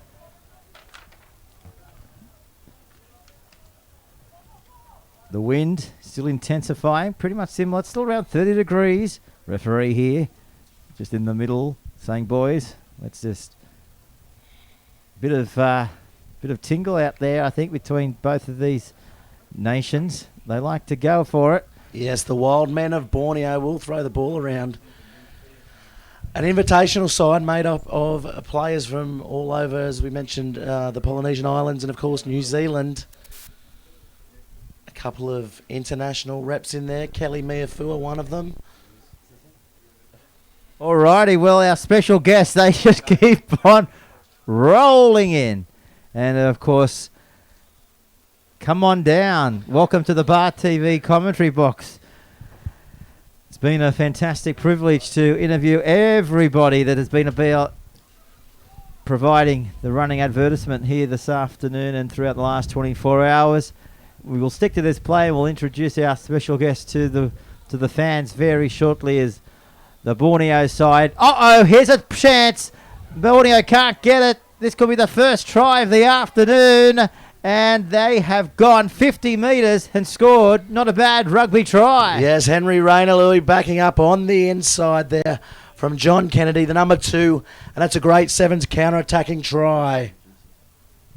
Alrighty, well, part of the protocol here at Bar TV, we get all our guests to introduce themselves, and we'll hand the mic over to our special guest. Hi, Bulla everybody, as they say back home. David from the Yamadia Rugby Club. Coaching the team, and it's really awesome. It's a hot day, and it feels like home already. It does. Very good. And David, you guys one of the tournament favourites. Well, that's what they say, but at the end of the day, when you look at everything's going on now, everybody is the favourite. There's a lot of big teams, and it's really hard to get on to the next match. You really have to focus on the first one. I tell you, it's pretty intense out there. Not just the heat, but the competition as well. The game's getting much tighter. You guys playing in a couple of matches. Who's your go-to man for Yamathea? Well, we have Semi Kunatani, who's our captain, which is we just came back from the Gold Coast Sevens, played for Fiji Rugby, so he should be awesome leading the guys. Good little handoff there, and the number 11, Rocky Khan, goes over in the corner to lock the scores up at 5-all. This is going to be a tight game here in this match out here. Borneo and Tiana. Of course, these two teams, some of the fancy teams too. Anyone can win it in this tournament from here. Anyone. If you look at the Borneo Eagles right now, they've got heaps of well-known players there. We have Tui Tonga, who played for Fiji already. We have Rocky Khan and Raikuna. And looking at all the teams out there, it's just massive. They're too strong. Well, here's the kick from 15 to the right-hand side of the post. Speaking of Rocky, this is him now. Just couldn't quite put it through. The number 11 out there for the Eagles. So no change to the Bar TV scoreboard. We're locked up at 5-all. Mate, you mentioned you're the coach. Tell our international viewers how you got involved and how you got to where you are today. Well, it's a very interesting journey for us because we are one of those teams out there in Fiji that most of the villages, the unknown players, dropouts from schools that are involved in the club. And we set it out in a way that we get exposure to the towns, and especially coming out overseas and get those exposures, those raw talents out there. And it's been really good how we've accomplished a couple of tournaments, and so far the Coral Coast Sevens last year. And that's an intercept there. Borneo on the attack, getting through there. The big number 10, Dancing Willie, get there. No, pops it up again. The 11, Rocky Khan for his double here at Wyong at the Central Coast Sevens. And that was a pretty good Sevens try there. That's a very awesome try there by Rocky Khan. He's represented New Zealand already, so he knows what he's doing there. And that's Raikuna who did that break, and they're pretty linked up. They know each other very well. Yes, he's a mammoth too, isn't he, Raikana? So now, the siren you guys, goes in the background too. It's half time. You guys, I believe, are rivals with Devita. Is that true? And so that'd be awesome to see you two guys in the final. Well, it's always exciting to have a Fiji match. Fiji playing against each other, because we know each other and we know how each other play, and it's going to be really hard to play against each other. So yeah, it's going to be interesting. Yeah, the score here, a 10-5 at half time. Who apart from, of course, Yamathea, is your tournament favourite for your reckoning? I reckon the Veta were quite strong. The Veta, because they've got a lot of the squad that just won the Gold Coast Sevens, and the other guys. I was betting on the Eagles, looking at the amount of New Zealand players that are in it, and probably the other favourite was the Red Rock as well. Red Rock, even though they are probably the dark horse of the tournament, probably coming up really slow, but they're very dangerous because they've got speed, they've got mean steps. So yes, we're gonna have a look at that and how it goes. Yes, definitely, David, and you guys travelling all around the world for these tournaments. How is it as a good lifestyle? It is very interesting indeed to come and experience a different way of living and a different scenario from what we used to back home. Coconut trees and then just the throwing around coconuts in the islands and stuff. So it's pretty good. It's an eye opener to everybody, and I'm pretty sure they really love coming out. I'll tell you what, island life sounds good to me. Get me there any day of the week. I'm not a big fan of time, to be honest. Too many clocks in Australia for my liking. Yeah, I don't think you'd find too many coconut trees here on the Central Coast, would you? That's why they say Fiji time is always the best. That's right.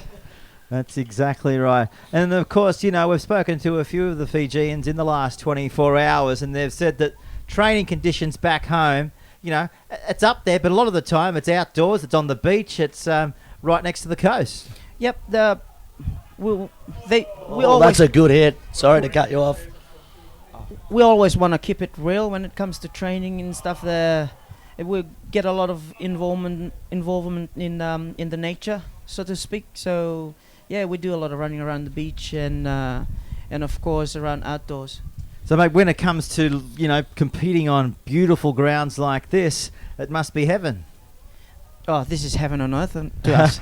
You should have come out and see the grounds and the amount of holes that you have in the playground, and first thing is try and dodge. I think this is why we're very good at with our feet when it comes to stepping and stuff, because first you have to try and step the opponent, and second to try and step over those potholes on the ground. So there's a lot of stepping. And the hooter there just blows for half time. We'll have one more penalty here. The hot stepping Fijians, they can step on a blade of grass and then step again and then step again, learning from a very young age. And I guess what is the earliest age, do you think, that players start playing competitively over there? Well, I think it's from birth. Because as soon as they come out, they'll see everybody out there doing their thingy outside. Probably it's just a small backyard or at the back of the house or something. Then you will see someone getting a water bottle, an empty bottle, throwing it around and start playing. And so it starts from very, very early in childhood's age. Yeah, it's a beautiful thing. This will be the last play here in this first stanza. Second stanza. 5 to go. Is there a threat from other caught sports up. in Fiji? I mean, I know rugby league, you know, a lot of the boys go on to play rugby because of the cash incentives that, you know, Australian clubs and European clubs can give them. How do we sort of turn that around so that they can stay in the game of union? Oh, well, that's a very hard one. Because what I used to say back home is that before we can just play for pride, for a country and stuff like that, but not anymore these days. Someone got to pay the bills. So when something lucrative comes out, no matter what sport, whatever, we're just gonna make sure we can do it so that we can put something on the table back home. I guess there's an immense depth of talent anyway, so if one player goes, another one surely pops back up. Yeah, there's heaps of players. As you can see what Ben Ryan's doing now, and with Fiji Rugby, he's got two teams training at the same time. So he's got some with the main team that leaving, and he's got backup on the second team that's there. So yeah, there's heaps of talents out there in Fiji. Yes, definitely, and had the pleasure, I think the last year I played rugby, to train against the Fijian 15 side up in Newcastle when they were taking on the Waratahs. I tell you what, packing those scrums against those big boppers, it was only training and we were going to go half-hearted, but you boys don't know how to go half-hearted, do you? Yeah, everything is serious for us. Even during training, we get these knocks and we get these injuries, and they ask, where did you play? Oh, we did this during training. Very good, and the Borneo side on the attack now, holding on. There's about 4 minutes to go. Quick tap taken. Dummies around. Oh, the big arm comes out, and this might be a try. No, pulled down. Good defence. Good scrambling defence there, and it's going to be counter-attack now. Gets around his man, the big man in blue, but drops the ball and maybe taken without the ball there. Ball trickles over the sideline. Little knock on there called.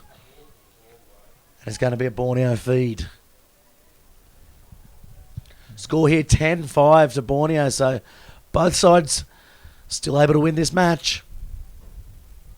And keep the tweets coming. Bar TV, hashtag, and if everybody would love to follow your team, is there a way that we can get on social media and get behind you boys? Yes, right now we've got a good couple of people following us through Facebook on our Facebook page, Yamathea Rugby, and we've got our website as well that you can probably join in as a member. We've got merchandises and stuff that's on sale there. We've got our brand coming up as well. But yeah, so how do I get my hands on one of those jerseys? I'm very impressed by the Yamathea jersey. I want one. Those are one of our brand, the YRC we call it, the Young Rugged Champions. Oh, yeah, cool. And that'll be a try there for Borneo. The number 4, Jotsupe, just strolls over casually, and maybe this game is out of grasp now. Tanua. Checking the clock. Not long to go, and of course for our viewers around the world, this is where this part of our stream will end at the conclusion of this match.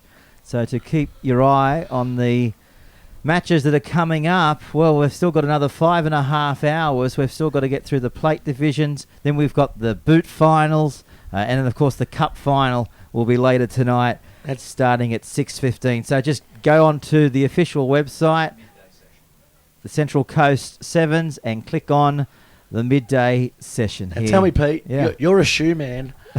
Where do they get the boots from? Is it like a Wrangler, or is it like a football boot they get presented with? Well, I think you're happy with whatever you can get. What do you think? A boot is a boot, mate. Boot's a boot. Doesn't matter what colour it is. Nothing like it. Well, here we go. Not long now before we change our stream, but not long in this one as well. 15-5, Borneo leading the way here in the ball division. Of course, next one we'll be seeing Tribe up against Brazil getting underway at the conclusion of this, but not before we see another try down that eastern touchline. And boy, they know how to score a try or two, don't they, those guys? Yes, great little show and go there down the sideline. and he was open, scoring, too quick, too strong, and that'll be nearly the end of this half. 20-5 it is, with the kick to come. And it's just a cruisy day of rugby, isn't it? Oh, it will heat up fantastic. later on. It's fantastic. It's what you want. Probably we can say something about the sun, but I think sun is better than the rain. And yes, he got that kick, got that conversion, 22 to 5. The final score on that, the players shaking hands. We are going to leave you guys at home now for Bar TV Sports. During the break, if you want to hashtag Bar TV Sports or hashtag a CC7s, any topics you want us to bring up, any guests you want us to bring on, we'll just be let us here know. doing it, mate. We thank you very much for your time today. All the best going forward, and we'll see you back here sometime soon. Thank you so much. You guys are awesome. Thank you. Good on you. We appreciate your time, and have a great day here on the Central Coast. So we'll break now. We'll change our stream, and we will come back for the remaining of the matches here on Finals Day.